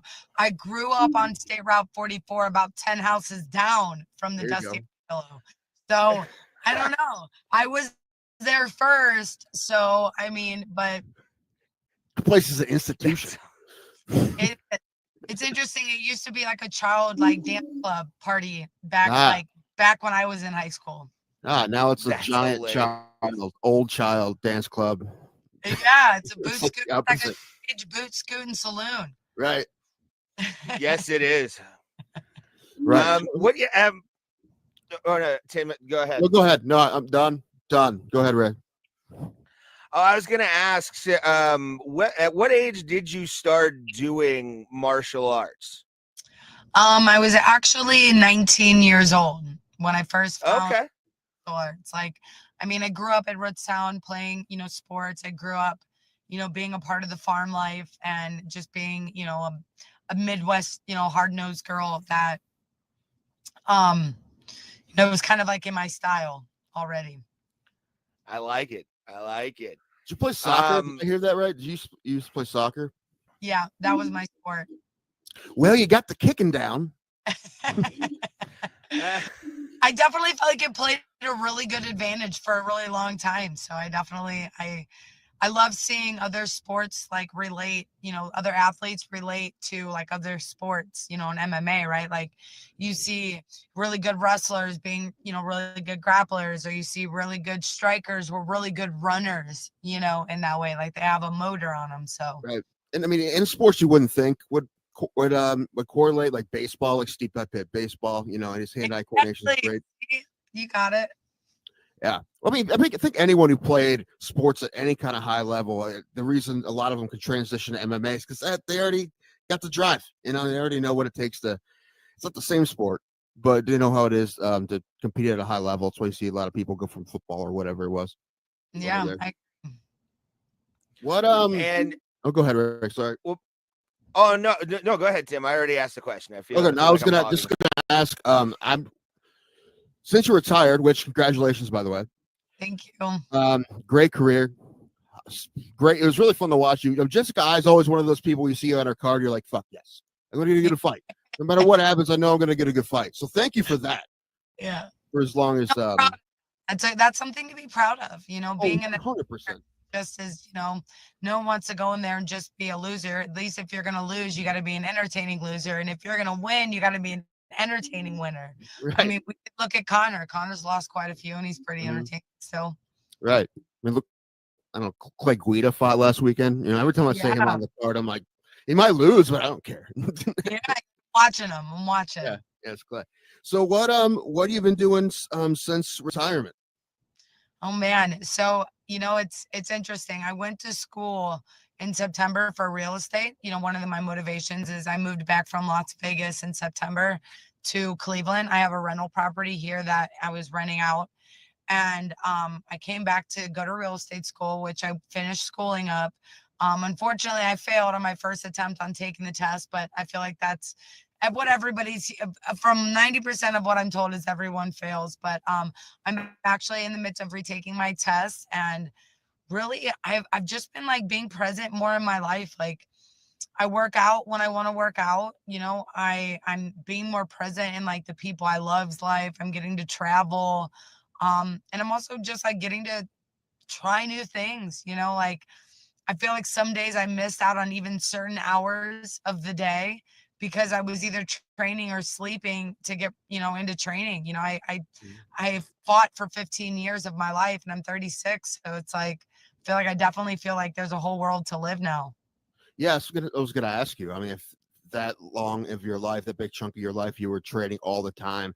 So now that you're not, it has to feel like it's just almost a whole new world where all these things. It is. I'm definitely. I'm working with a therapist. Just because it's kind of hard. And I think that, I love how Uriah Hall came out and spoke about it and about. I think I even seen something recently about somebody coming through about how Tom Brady needs to be seeking a therapist, just the everyday routine that I was in for so many years. And even when I wasn't in a fight camp, I knew there was a potential fight lined up within a couple months. But now to know that there's no potential fight, there's no injury, and it's if you have a little injury, you're like, all right, I'm out for this many days. You'll start as a fighter calculating when your next fight will be. And now there's just no more calculations because, to me, in my, humbled opinion, I have no desire to fight again. I fought at the highest level in the UFC. I don't want to do bare knuckle.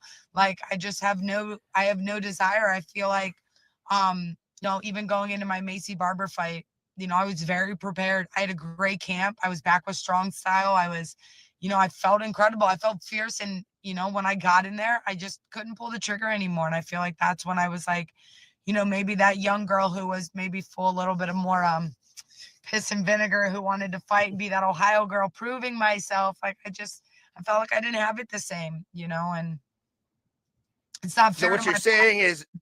So what you're saying is slap fighting is totally out of the question. Is that what you're saying? Yeah, they pay those guys nothing.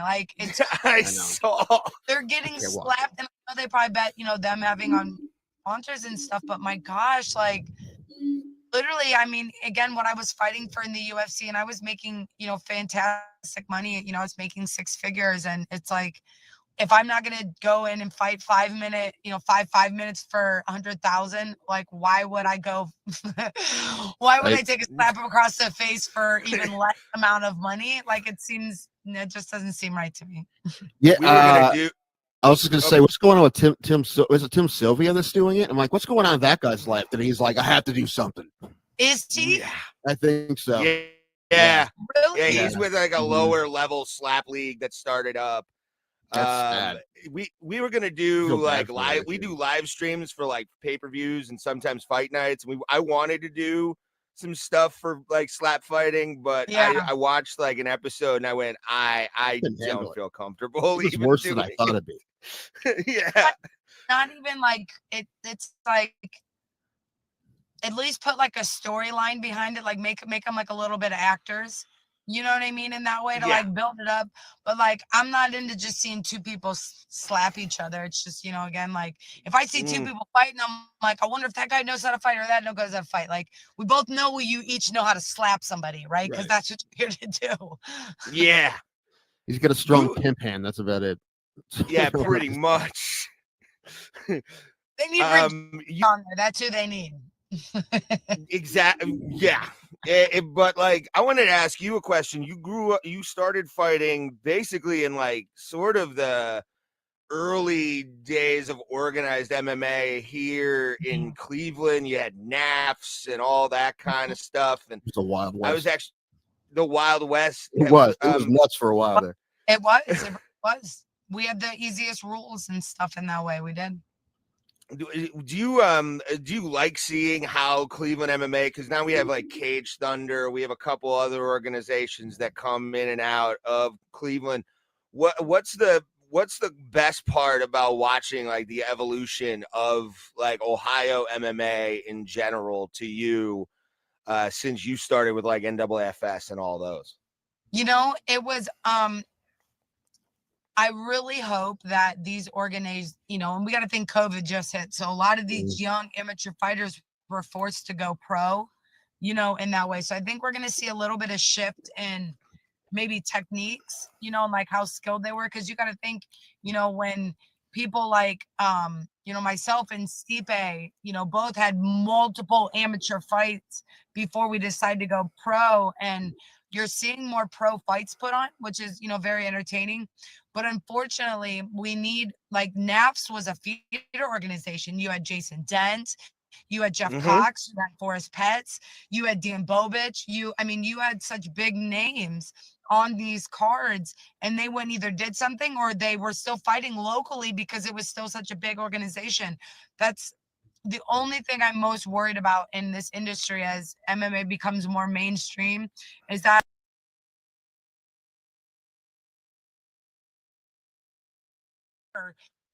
get through there, it's going to be much harder for them, than it was for, people like myself. I mean, number one, I was a female, coming into a new industry, but then, you think of guys like Stipe, he was the heavyweight knocking people out left and right in the area, in the area. It was like, hard not to notice them. Whereas again, we need these main organizations, that we can think of and that really build a name like CFFC up in New York. Like we need another NAFS that's locally driven, just locally driven to build the name, because NAFS was just agreed. I think it's going to be Cage Thunder. They look like they're one that's doing it the hardest. Cage Thunder, they're doing it the right way. This is their first pro-am and they're going this way. I think it's going to be them. But oh shoot, what was I going to say, Ray? Did I forget something? I don't know, Tim. Oh no, I always forget. I agree with you. A lot of strong style guys are fighting on that card, and it's and I don't know if it's Scott Corbin. It's Scott, yeah. Yep. Scott's been around the industry for a long time, and we need young fighters to know that they can rely on a guy like Scott to match a fight accordingly, right? Not only for Scott's stuff. I mean, Scott, that's a part of his paycheck. You know what I mean? Like he puts on good fights that looks good for him. So, I love that Scott is here for these guys. They're, him and Nicole Long Nicole Long matchmaked, all my fights. So, and even into the early parts of my UFC career. Yeah, Scott lives like half a mile from me, and I've known him for a long time. He's a great dude, and I know he really does try hard to take care of all those guys, and he does it. And plus, I mean, I was going to say thankless, but he does get paid. But him matching up amateurs has to be real hard because like some guys like don't get a hold of you and they disappear. They don't show up on weigh-in day. Yeah. I mean, one of the things that people don't know about Scott is originally Scott was it hook and shoot, right? He was originally back in Virginia, right? Was it in Virginia? I'm not sure. I don't know. I mean, I knew he grew up in New Philly. I don't know. Maybe he I don't know. He did a lot for women's MMA back in the years that, I remember I heard Scott Corbin's name years ago. So Scott's been, doing this as, something, for a long time. And as somebody who's seen a lot of that as well, female MMA become more popular, obviously, we can go back to when Dana said he would never do it in the UFC and be one of well, yeah, but hey, that was back when like only Strikeforce was doing it. I mean, Strikeforce was the first place. Well, yeah, well, you think before even Strikeforce, I think it was hook and shoot, right? And then we had Bellator back when they were on MTV too. The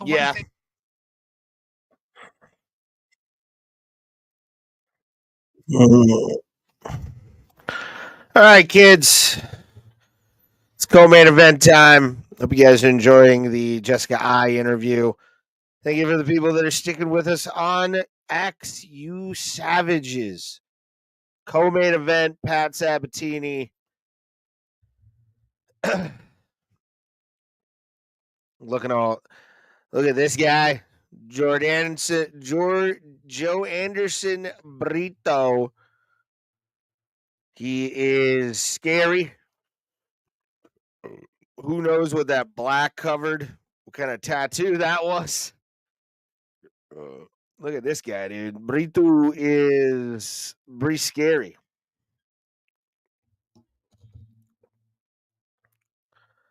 Oh, boy. Look at Pat. Just jacked. Looks good. Looks very good. So cool. So awesome. Philly dirtbag.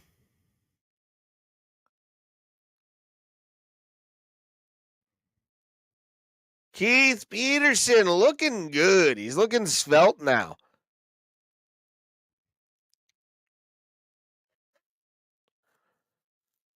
Here we go. Big shots. Probably a round one knockout. Here we go.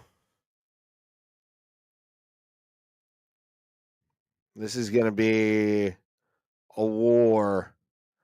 4:50 on the clock. Sabatini taking him down. Brito, though, grabbing. Oh, my God. He's going, you have the jiu-jitsu. I've got this, bitch. He's trying. Sabatini on top. Half guard. It's probably it. Yeah, he's looking for a Von Flu right here. Yep. He's got it. Oh, no. He's going to do a Von Prue. Oh, he's right next to the cage. Half guard. Oh, no. Shoulder is in there. Sabatini is applying pressure on that Von Flu choke. Brito's going like, why do I feel dizzy right now? Got the head, though. He's got a little bit of protection. Sabatini's trying to weasel his way out, and there he goes. Brito's got the post right there in his hand. Another half guard. Keeping him down. Oh, boy. He's in half guard right now. Open half guard. Lockdown on that leg. He's trying. He's out now in half guard.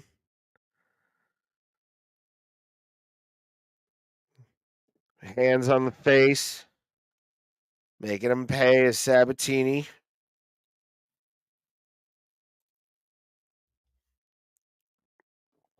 Sabatini getting himself to maybe pull himself into a better position. 2:45 on the clock. Big shots by Sabatini on the head of Brito. Pat Sabatini is just an animal, dude. Straight up beast. I love it. Like, share, subscribe, do the things you gotta do. Follow Bro Bro Plata, you pretty bastards. Pat Sabatini trying to work his way into a cage mount. He's got flattening him out even more. Sabatini is really doing an impressive amount of grappling right now. And then he's trying for a guillotine. Trying for that guillotine, really trying for it. Brito's hand fighting, but Sabatini is waiting in the wings. Knee to the head by Sabatini. Oh, and Sabatini bullies him down. Just bullies him down into side control. There's the Von Flu choke. Yep. Oh, yeah, he's fucked. He's fucked. He's going to go out. Up.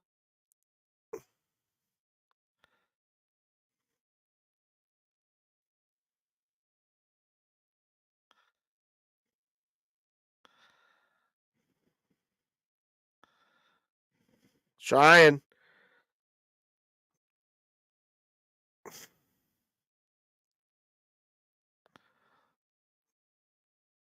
Up. Gave it up.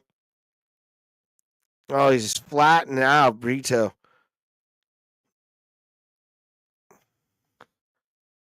Absolutely just gooning him right now. 45 seconds left in the first round. And Pat Sabatini is just taking lunch money, using the cage the way he just did the transition. This sexy bitch. Holy shit, dog. Amazing. Boom, baby. Oh, just beating the shit out of him. 20 seconds left on the clock. He's broken Brito, I think. He's broken Brito a lot. I mean, Brito, there's not much he can do. 10 seconds left. Elbow from the top for Sabatini, and Sabatini is playing the game and bullying the fuck out of Brito. Wow. Wow. Wow. Great round. That was awesome. Wow. You're goddamn right. Damn right, bitches. Grab his dick and twist it. Twist his dick. Twist his dick. Oh man, that was whoo. That was pretty good. Pretty fucking good right there. There it is. Good first round. Good first round. Pat Sabatini gooning a motherfucker like he owed him lunch money. It's quite nice. I'm a fan of that first round for Sabatini. 10-9, had him in a Von Flue choke at one point. Sabatini's looking like I just pissed him off, bro. No respect, no hands. Good times. Ooh. He just did. Oh. Now let's see what these guys can do standing. I think they're gonna stand here. Oh. Oh. Oh. Oh boy. Sabatini almost had that. Yeah, the ninja choke was there. Wow, yeah, just full cradle. So pretty. Absolutely sexy. Amazing. Bam, bam. Oh. Yeah. Tired, guys. I'm exhausted. Just trying to muffle him a little bit. Oh, yeah. Wow, Sabatini is just riding him good here. I mean, this is typical of Paul Sabatini, but I mean, Jesus Christ, dude, this is another time, another place. Let's see some shit. Let's get a finish if you can. Brito is defending well though.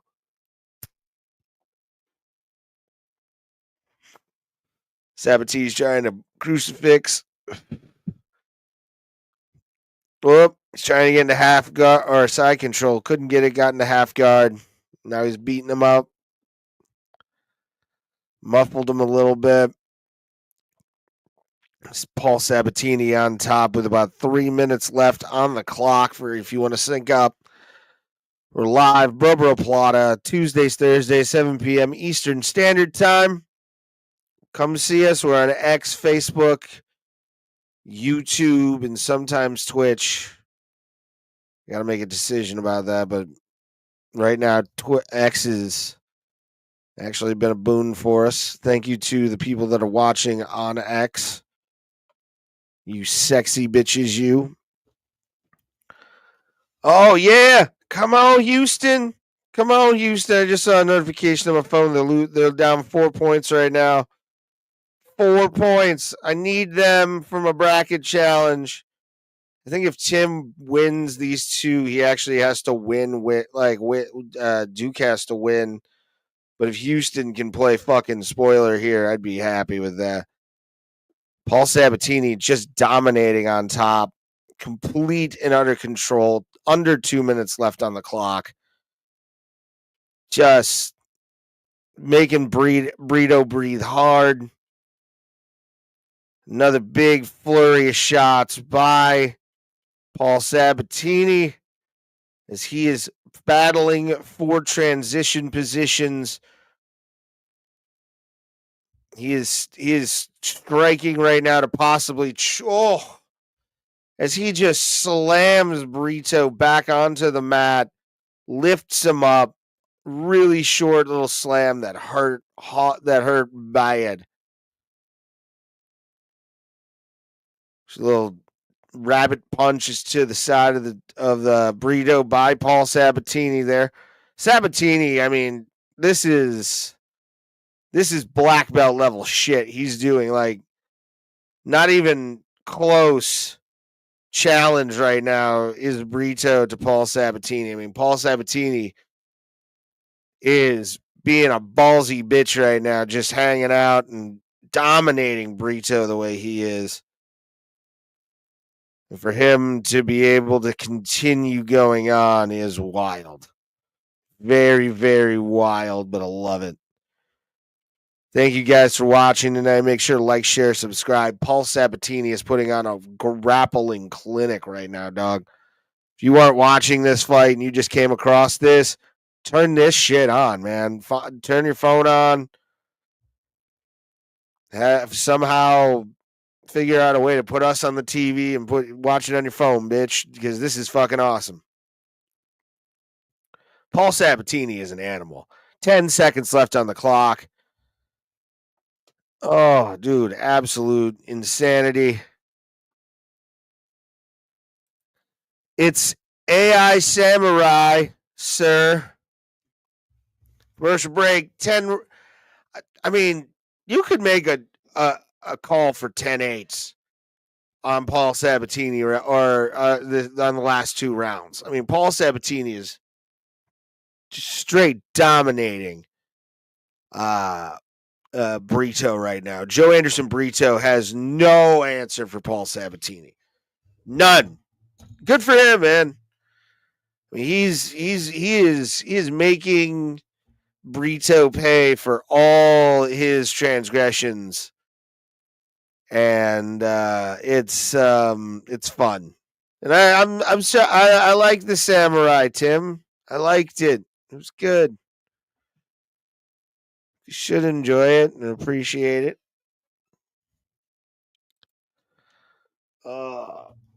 Do. Oh, shit. All right.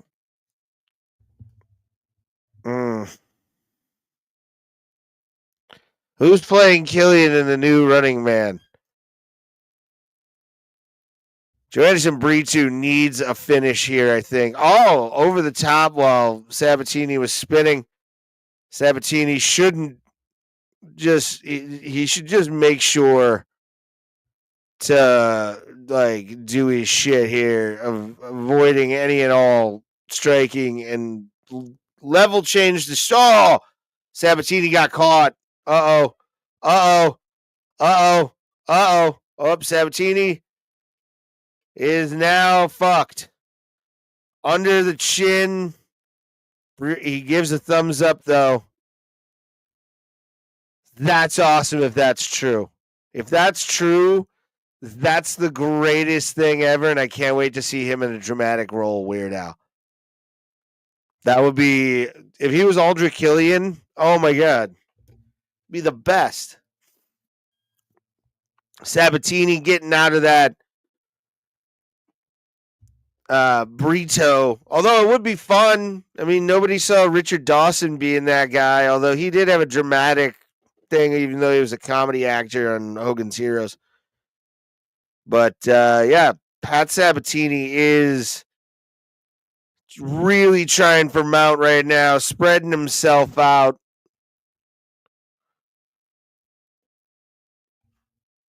Sabatini he's draining me of all energy, but in the best way possible. It's just like, I like that.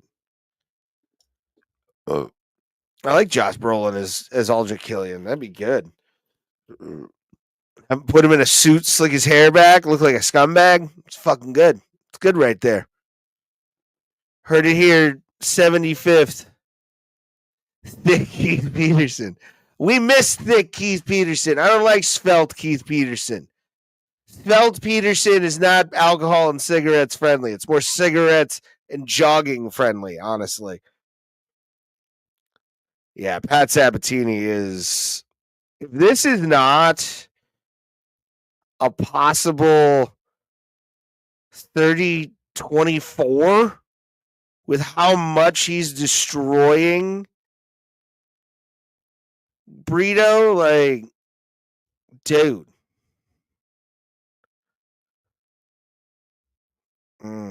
Meth and Gatorade. I like it. That's Florida Keith Peterson. It's when he summers in Kissimmee. Sabatini, though, like, this has not been a super entertaining fight. We got 2 minutes left, but it has been an absolute domination by Pat Sabatini. I mean, Philadelphia produced a real one here, and he's beating the piss out of Brito hard.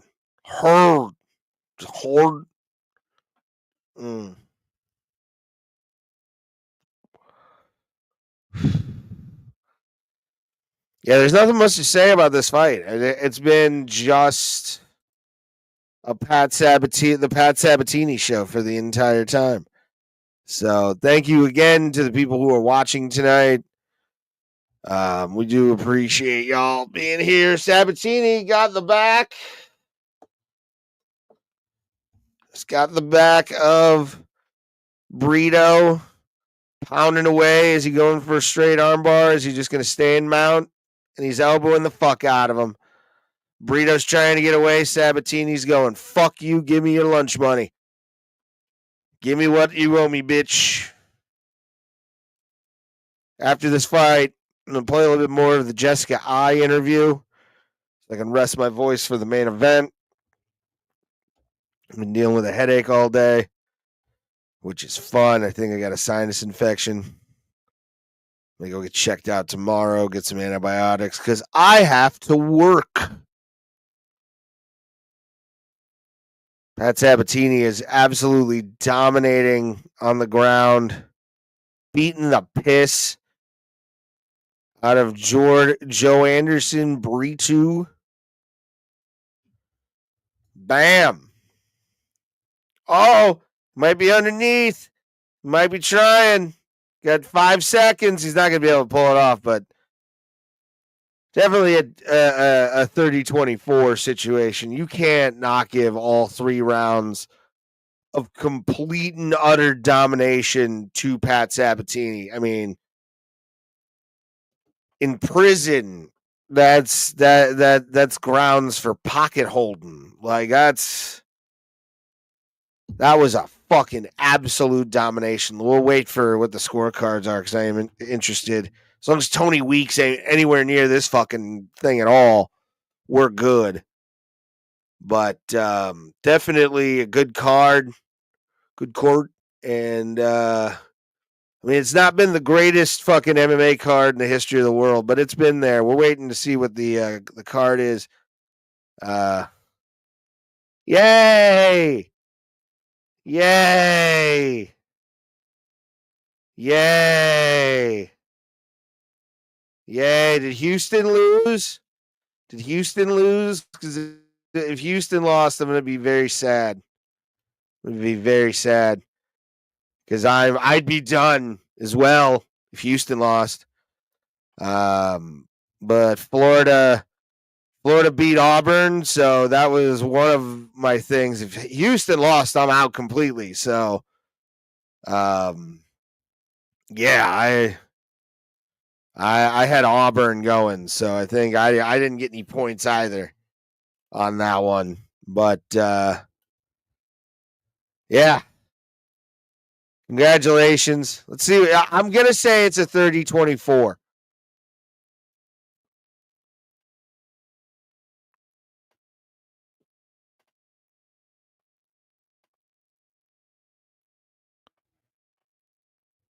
Okay.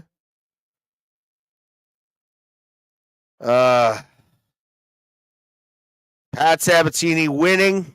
Big time win right there.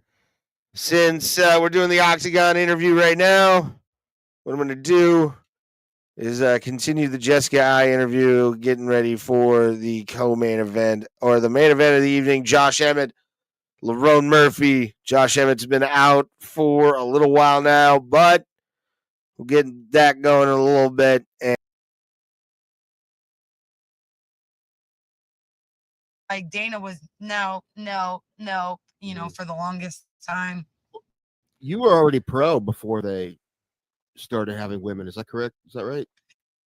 Yeah, I was already pro. So Yeah. when they started having women was shortly after I got released from Bellator, when they released all of us girls, when they closed down, when Bjorn Redney completely closed down the women's division. He closed down the 115, the 125 division. So you were beating everybody's ass in Bellator too, weren't you? Like, if I remember correctly, you're beating everybody's ass. Yeah, I think back and I try not to like overanalyze my career, but at times I wish I got to spend more time in the Bellator stage building myself up before, I made that big jump to the UFC, because my very next fight, after, my Bellator fight was Sarah Kaufman, previous Strikeforce champ, and, was a high level girl, but, all I could see, at that point was like, wow, I'm going to the UFC. You know what I mean? Like, you didn't really have much of a choice. If you could fight and you were a good female fighter and you were cute, the UFC wanted you, because they wanted to feed you to Ronda. Yeah. They that did. was a bit The plan. It was the plan. Well, I was about to say that was the problem in the early days of female MMA in the UFC. Was basically it was the feeding session for Ronda. I mean, that's what it was.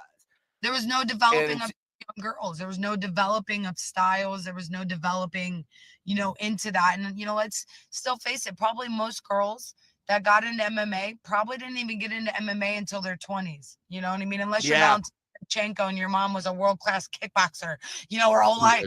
Like most girls, like let's face it, most females, right? We're not talking about guys, most of them wrestle, but most females, let's talk about it, bad childhoods, abusive adult relationships, or really they went to a defensive class and they're like, oh, I like punching people, so like there's not, they did developmental skills that came along, the way. But it's definitely going to change, right? That's changing. That's not going to be the case anymore here pretty soon. And that's because of people like you. You feel pride in that? You have to. I do. I was thinking about this the other day. Somebody goes, well, what other female has fought in the UFC that's came from Ohio? And I literally was like baffled. I'm like, there isn't any. Kayla Harris. Oh, UFC? Oh, no. No, Kayla Harrison is from. Yeah, Kayla Harris. Yeah, but I said, what other girl made it to the UFC? Not that Kayla right, is Olympian. We're not taking away from that, because the same other person could say, well, like, oh, well, who were the other girls, in judo that made it to the Olympics in Ohio? But to be the first one, that made it from, the nitty gritty, I made it from the fight world. I made it to the UFC. I'm not a previous Olympian. Right. I'm just a Portage County hillbilly girl who had a rough childhood, who was ready to beat some ass. So you think about that. I hope that, me being back here in this time, and while I'm here these next couple of years, I can inspire girls to come down to Strong Style and try MMA classes. And, maybe we'll see that next superstar, born and raised and go to the UFC, because, I was born in Barberton, Ohio. And, I retired my career being back here in Cleveland. So, That was one of my favorite parts about the UFC video games, is that if you make a creative player, you can make them born in Barberton, Ohio. Yeah, I love that, right? How cool. I mean, how cool is for every human being in Barberton, Ohio, who needs something, right? Like, we know how Barberton, if you're from Ohio, right? Like, to be able to look at that and go, I can.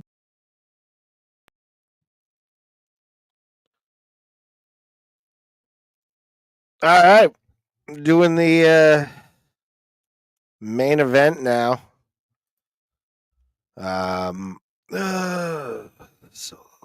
Yep, not what I wanted. Where is it? There we are. Boom. All right, Lerone Murphy making his way to the cage. UFC Apex. Looks like it's packed tonight. A lot of high rollers playing there. After winning big at UFC or some gambling. Let's go.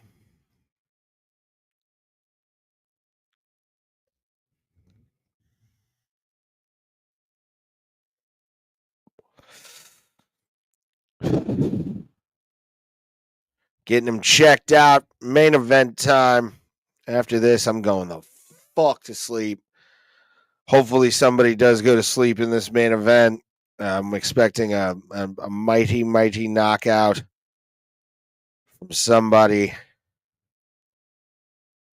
There we are. Perfect.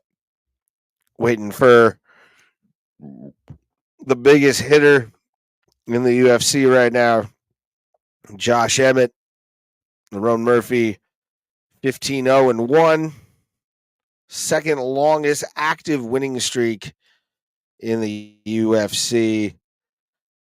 Make sure to, again, share this out, repost it, do whatever you got to do. We appreciate everybody for being here tonight, especially the people watching on X. I did not anticipate people watching tonight, but we are live. We are hanging out. And we do appreciate all of y'all for being here tonight live with us on X. So thank you again, man. Thanks for being here. Appreciate you. And yeah, it's not what I wanted, but to have us be on here is actually pretty cool, and have people watching is pretty sweet. Not gonna lie. So once again, much love, much appreciation. And yeah, make sure to repost the show. Nice little jazz number from Josh Emmett as he's making his way out. Some reggaeton, some reggae, man. Let's go. Let's go, Josh. You're 40. Be the pretty boy that you are. Pale as a motherfucker. They call him powder in the showers. I don't know. I lost it. Had it, lost it. But Josh Emmett's the fucking man, dude. Very excited.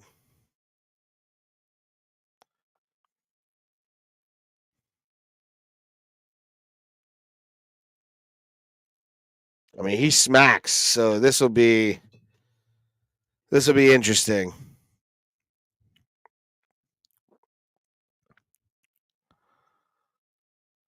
Dun dun dun dun dun.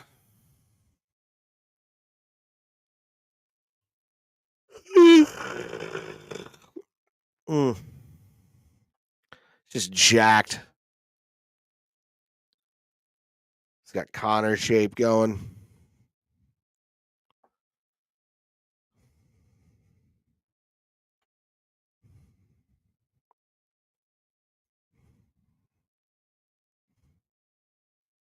Let's go, baby. If he's ready to clap, he's ready to clap. Let's go.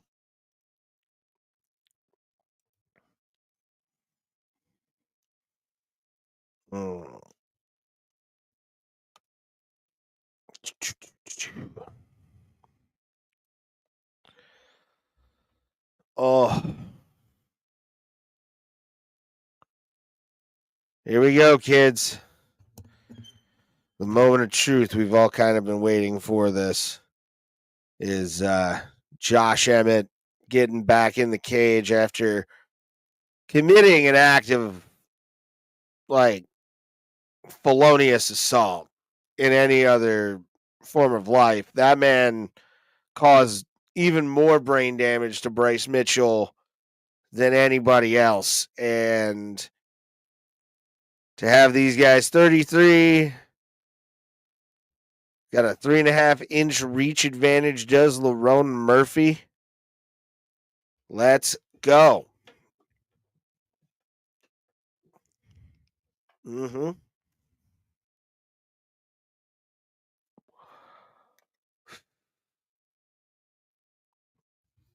Love it.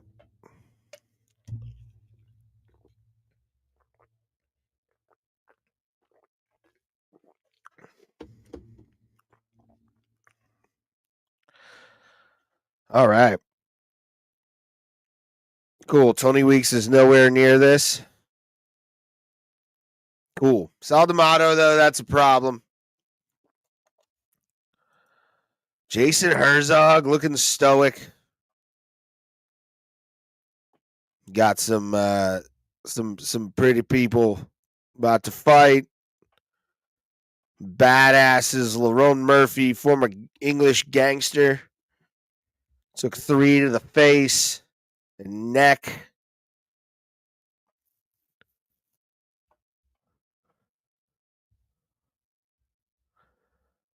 It's 15 and undefeated right now, Lerone Murphy.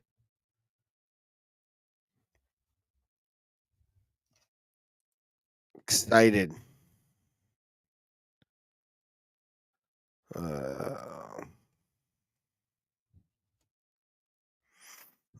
Cool. Very cool. Getting it going.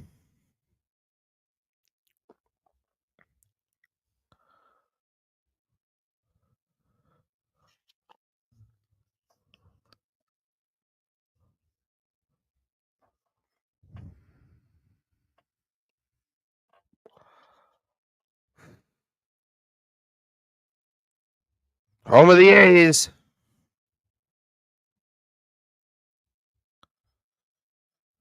Let's go. This is about to be intense. I'm excited. They don't need to do the fucking meeting in the cage thing. I'm not a fan of that unless it's a title fight.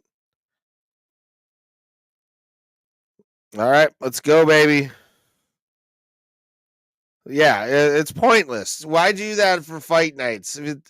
Main events for pay-per-views, title fights, absolutely. We've been doing that since fucking time in memoria. All right. Will there be a one-shot KO, or will this be 5 rounds of Lerone Murphy?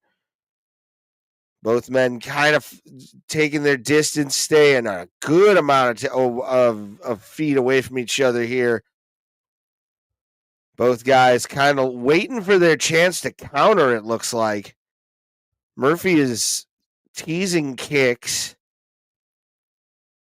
Definitely a lot of feinting going to be happening during this fight. So we're waiting for that one shot from someone to put someone's lights out. And maybe Josh Emmett can pull the trigger here and get hit. Oh! Both men meet finally. Murphy throws his own and Emmett goes low.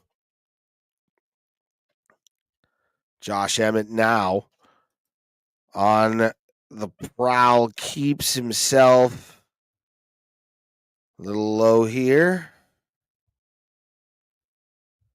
Took a kick from Murphy. Both men just still kind of feeling it out. We got 3:40 left on the clock.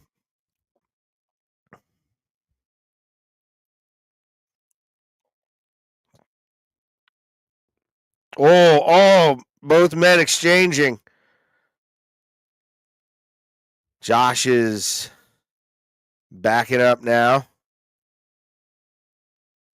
Missed kick by Murphy.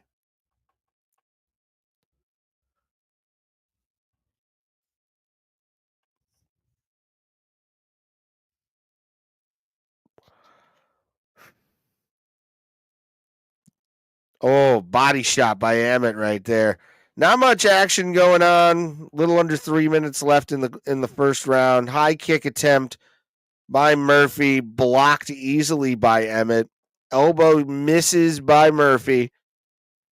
Emmett's bleeding. I don't know how the hell that happened, but Emmett's bleeding from the forehead now. Looking like a Viking. Emmett's busted open. A lot of scar tissue being punched by Lerone Murphy. Lerone Murphy putting out a jab. Another feint by Murphy. Not much action. Got about 2:15 left left in the first. Emmett's trying to find a way in here, but Murphy's making it hard. Murphy is just kind of moving against the cage. Takes a unwieldy shot by Josh Emmett. Emmett's taking himself there. We got 150 left on the clock. Oh, what is this? Thank you to everybody watching still. Appreciate y'all.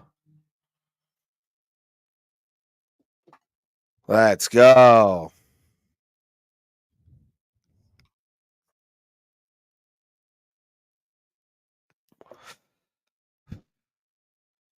Feeling out process.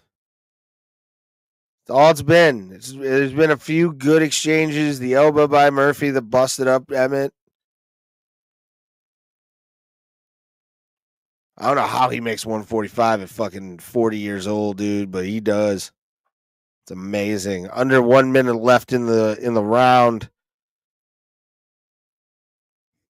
Ooh. Good block. Emmett getting cocky. Emmett getting way too fucking cocky right now.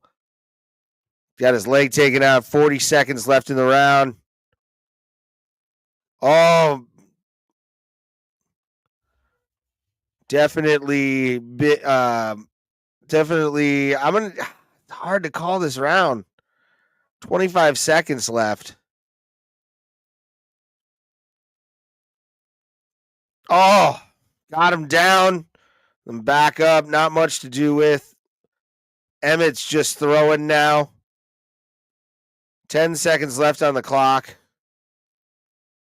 Josh Emmett might have eked this out, but Lerone Murphy with the cup. This judges could either score this either way. Commercial free right now in the corners. Thank y'all for watching. Much appreciated. Every single person tonight that has watched made this a success. I was expecting nobody to watch, so for y'all to watch, thank you very much.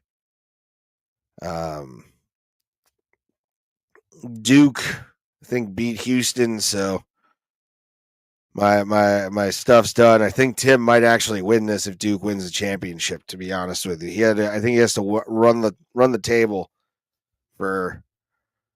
Oh, Clash of Heads made that. All right.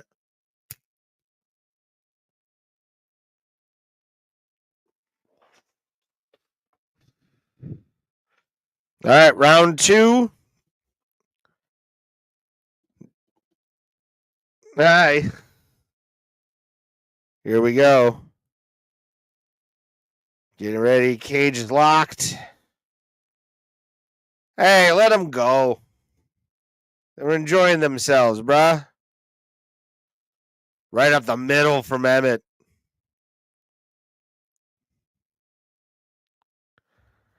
Emmett's circling, waiting for blood. I hope they really pick up the pace here. I don't like the takedown. Let it go. Let it go. Oh. Oh my God. Oh my God. Oh my God. Holy shit. Rampage him. Rampage him. Pick him up, baby. Emmett is taking control of this round. Lerone Murphy is slowly inching his way up to his feet. Emmett knees him in the stomach. That's legal. I liked it. Front face lock, trying to go for maybe a guillotine is Lerone Murphy. Could he do it? Could he do? No. Hands. He's trying. He's trying. Oh, gave it up. That was dumb. That was dumb. Oh, we're both going. Oh, elbow by Emmett. And now both men back up. Kickboxer in the center of the ring and Lerone Murphy. Lerone Murphy now getting himself in a position to back up from Emmett. Emmett's now just like, what are we going to do here, bitch? Everything about this fight so far has been kind of meh. I mean, UFC spinning back kick that was on the button. That sounded like a whip going off. Wow. Excellent shot by Murphy. Excellent. Very nice. Murphy up against the cage.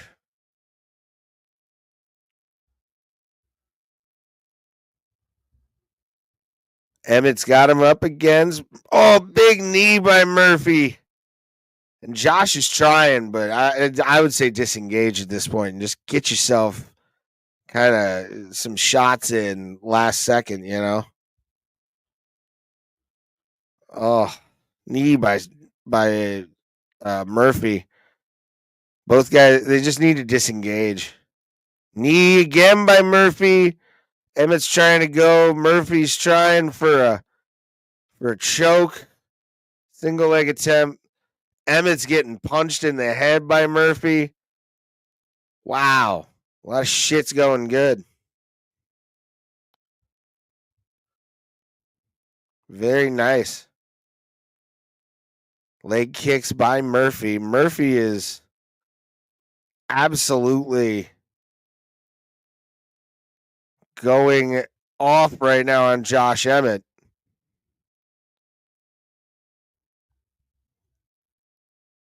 Emmett backing Murphy up. Murphy trying to go with a little bit of forward pressure, but Emmett's taking it and keeping going. Murphy's standing on the monster logo.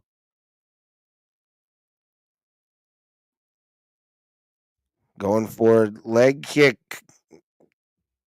Throws off the timing of Josh Emmett. Josh is still stalking Murphy, backing him up against the cage, feinting.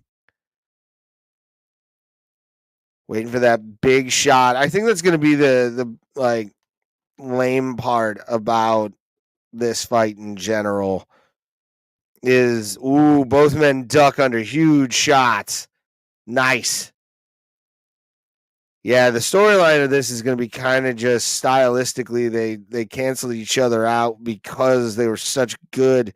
Spinning back kick by Murphy was another good one. Emmett takes it, keeps going. Low high combination by Emmett. Got about 25 seconds left on the clock. Kick to the body by Murphy. Backs up Emmett a little bit. Emmett's feinting.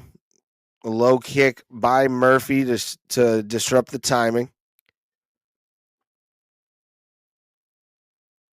5 seconds left on the clock. Murphy tries for a knee to the head, and Emmett goes for a big shot. And we're going to round 3. Corners. I got a earpiece hooked up to my phone. So they're telling him to breathe in Murphy's corner.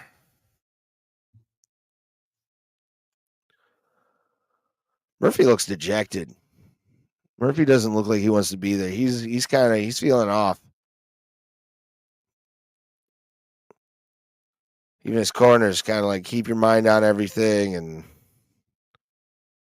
yeah, Emmett does that slam. I would say Emmett won that round. Whew, the tailbone.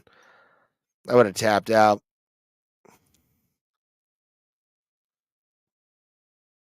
Big spinning wheel kick or back kick. That was nice. That was foxy. Oh. We will not be live streaming the pay-per-view. Just to let everybody know. Probably be watching it and give Tim some money because I got to work on the thing that Saturday. So. Both men land in the opening stanza there. Front kick. Barely blocked by Emmett. Emmett throwing hands. So is Murphy. Smart play by both guys, but definitely, I think it's 1-1. Yeah. Yeah, Ryan Frederick. I agree with that guy, whoever that is.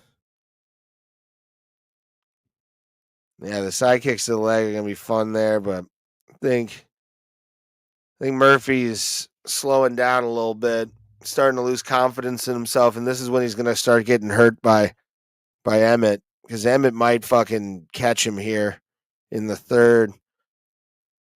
Oh, overhand. Big overhand right by Emmett. 4 minutes left on the clock, and Emmett is taking control of the octagon almost completely. Low kick by Murphy on the button, but I don't think it really had the desired effect. Getting himself backed up to the cage is Emmett digging in. High kick missed, but barely for Lerone Murphy. Emmett's just kind of playing with his food at this point. Murphy, again, I said this after the second. Oh, Murphy fucked up there. Murphy fucked up there, kid. Oh, big time. Just let it go. Let it go. Let it go. Let it go. Let it go. Let it go, Josh. Let it go. Let it go. What are you doing? Stop.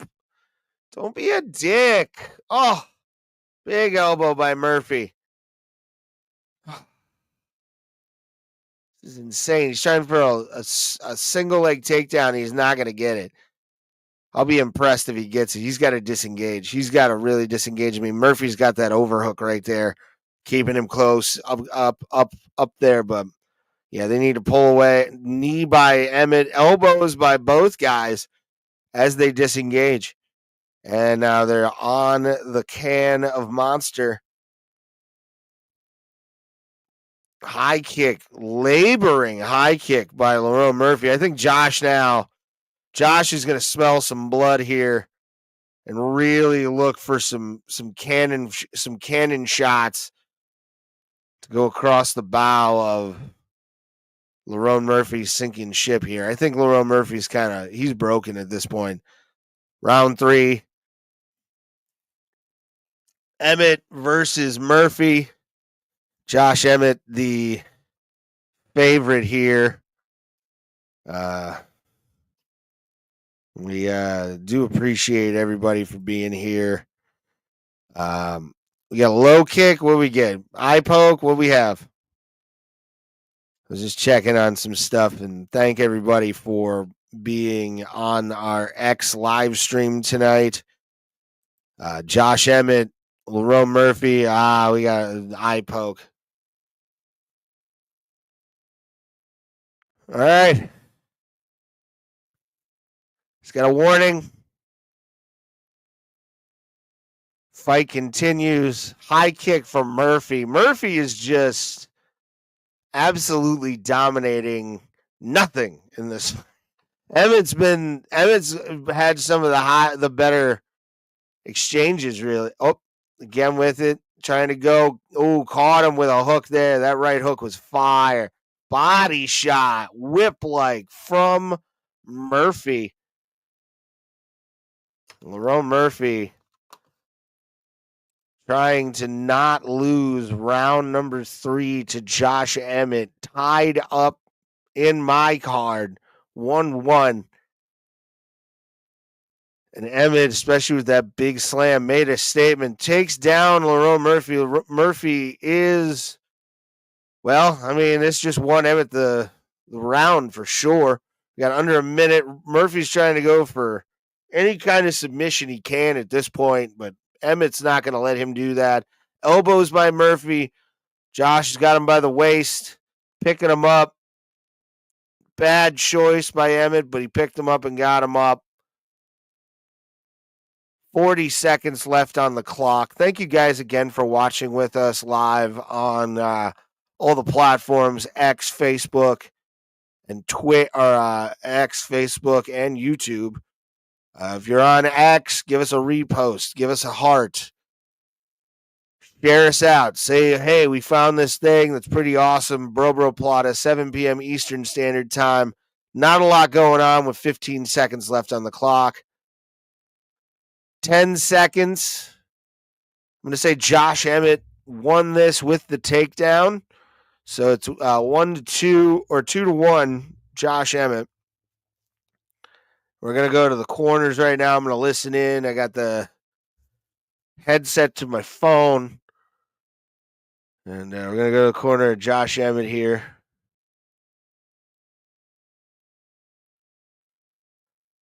Tell him to not kick any or let him get kicked like that anymore.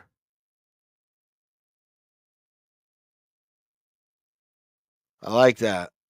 Big right hand to the body after he kicks. It's pretty, So,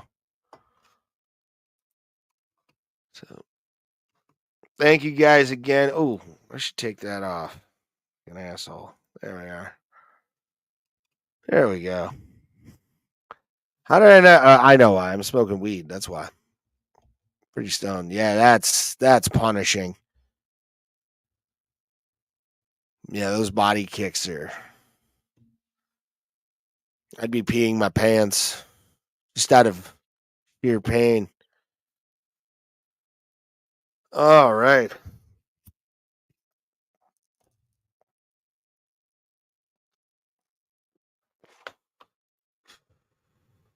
Let's go, dude.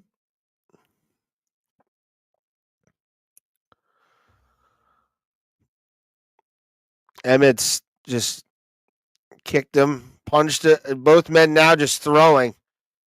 Round 4, 4:45 on the clock if you want to sync up with us. Oh. Ow, my head. Oh, big kick by Murphy. Sends Emmett down. 4:30 left on the clock. So far, not the fight of the night. That's going to go to Meerschaert and Tavares. That was such a good-ass fucking co-main event. Loved it.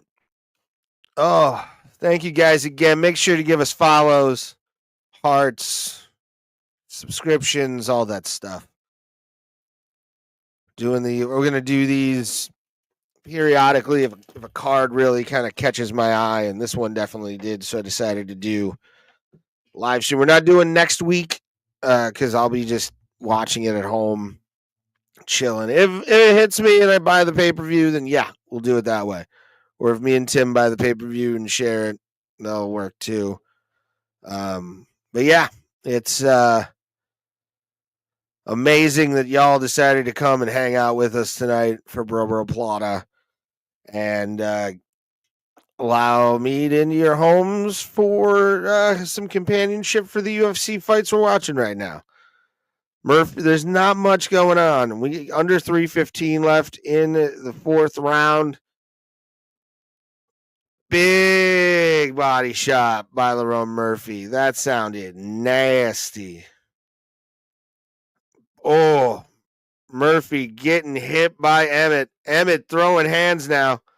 Emmett's really trying. Emmett should just go. Like, I get it. You don't want to chase, but kind of fucking chase, dog. No? I mean, he hit Murphy hard.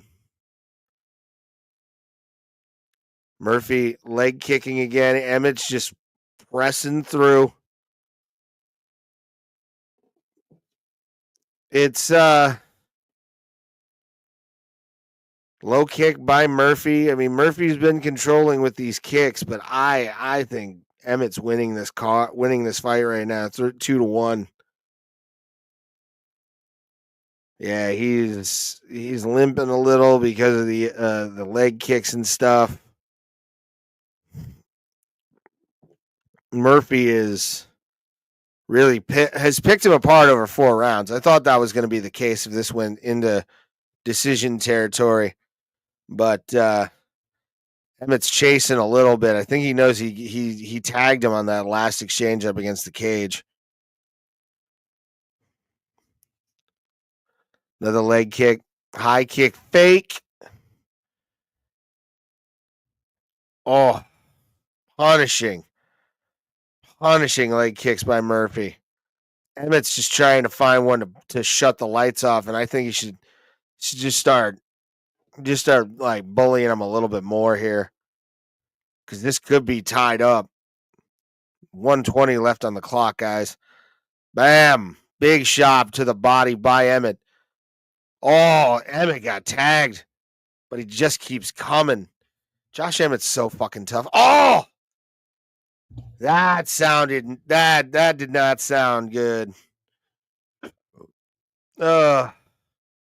Yay, Houston won! Awesome. I didn't know Houston won. I just got the notification. Houston stunned Duke. Let's go, Cougars! I love Cougars.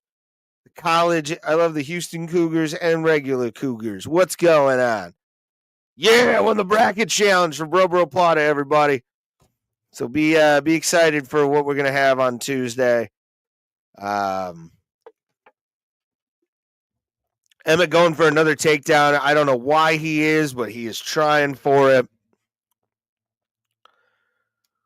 Got about 20 seconds left on the clock. Thank you guys again for watching. Bro Bro Plata live main card madness. 5 seconds left on the clock. And we're going to the judges' scorecard. I mean, second and fourth, second and fourth, I think it was. Second and four are going to be the big rounds in this fight. I honestly think both guys, it could be tied. So I don't know what Saldi Amato has on his card. I don't know who has what, but man. Yeah, I think Emmett's really got to kind of like balls deep this thing and get himself going. You know what I'm saying? He's got a nut up here. Fifth and final round. Rome Murphy takes on Josh Emmett. So okay, back of the head elbow. Sometimes it happens in a scrum. What are you gonna do, dude? Let's go. Thank you guys. Make sure to follow us if you're on X watching us live.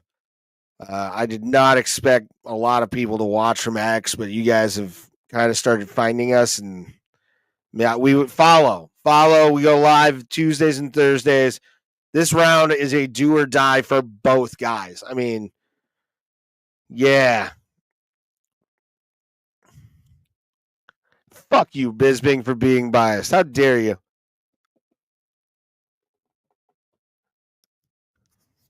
Josh with that blood just looks like a Viking going down the back of his neck. It looks like a tattoo, but it's his like head. It's the blood from his skull, bro. Murphy backing around the outside of the cage. Emmett's just looking for that one shot that could change it. No grappling. Keep this. If I was Josh Emmett, you keep this into a non-grappling exchange and you wait to counter at all times, bro. Wait to counter at all times.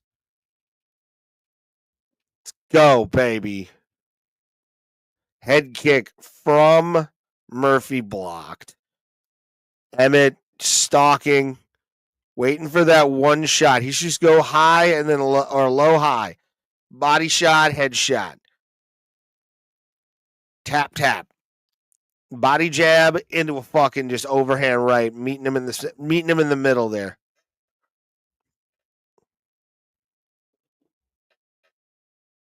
Let's go. Oh man, we got body shot by Emmett. Oh, hook by Murphy though to get that point back. 3:10 left on the clock.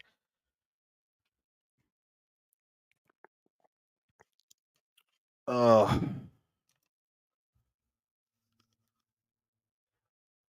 Emmett's just stalking him. 2:55 left on the clock as well. Leg kick by Murphy lands. But Emmett just keeps coming and he keeps beating him up. Uppercut. Terrible idea. Stop with the takedown attempts, bruh. Back away.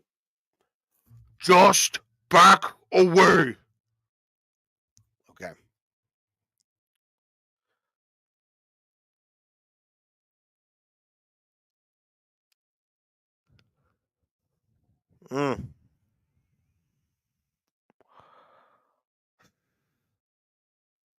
Yeah, pretty much. Ooh.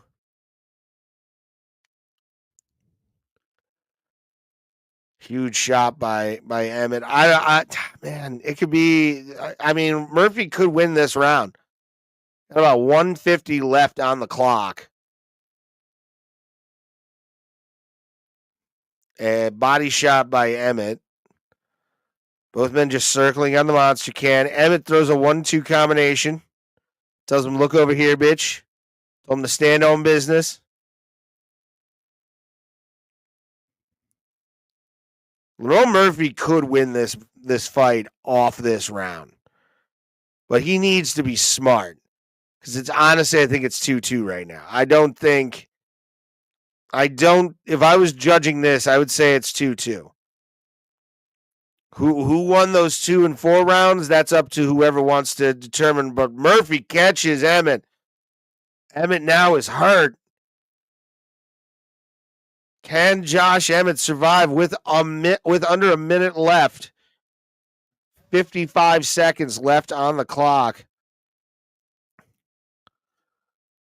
We appreciate all you. I'll announce any new followers after the fight, after we get the judge's decision. So if you want to follow, let me just make sure to hit that follow button. We do this Tuesdays and Thursdays. Josh Emmett wants to fight, and Ron Murphy's like, fuck this, I might be up. Which, I think it's 2-2. I think they need to just kind of throw it out and fucking go. What is this shit? Let's go. 20 seconds left on the clock. Oh, missed shot. 10 seconds. Will they engage? I don't think he can. He has to really fuck up. And 0. Great fight. Great fight. Not the fight of the night. Turned out to be like one of the highlights of the night on the main card. 4 stars. That's a cough pill. Little bead. Waiting for the judge's decision. So, what do you guys think of tonight's thing? Leave it in the comments section or wherever you're watching tonight. Thank you guys again. X has actually been the place that, again, I'm surprised. So YouTube, all the people who supposedly watch us, you're lacking. Don't let Elon win. Don't let these people win. All right. No, I'm kidding. Anybody can watch. We love you guys. Appreciate every single one of you for being here. And yeah, I was kind of surprised people even wanted to watch tonight with me. So thank you guys. We're fight fam now. We're waiting for the judge's decision here on could it be a draw? Could it be a draw? Could it be a draw? Who's gonna do a draw? Honestly. This can't be a draw, dog. No fucking way. Let's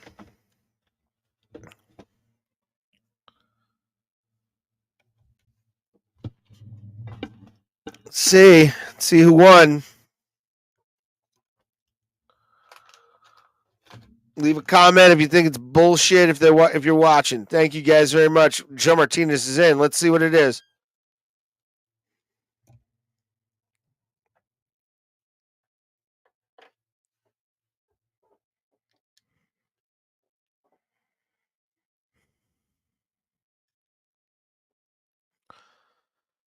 Interesting. Okay. Yeah, I think 5th round won him that.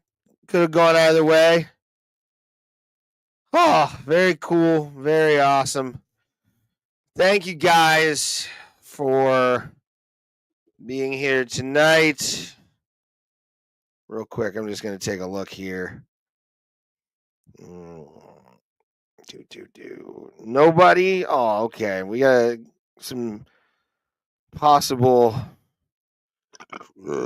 new people. Thank you guys for watching. Like I said, my name is Ray Highclack. Tim Danko is my co-host. We do Bro Bro Plata every single week here on YouTube, X, and Facebook.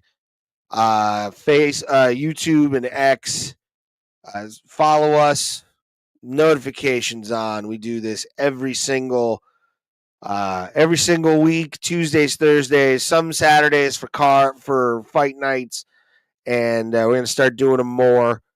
And we love you guys. Thank you very much. And as always, we'll see you at the Kumite, fam.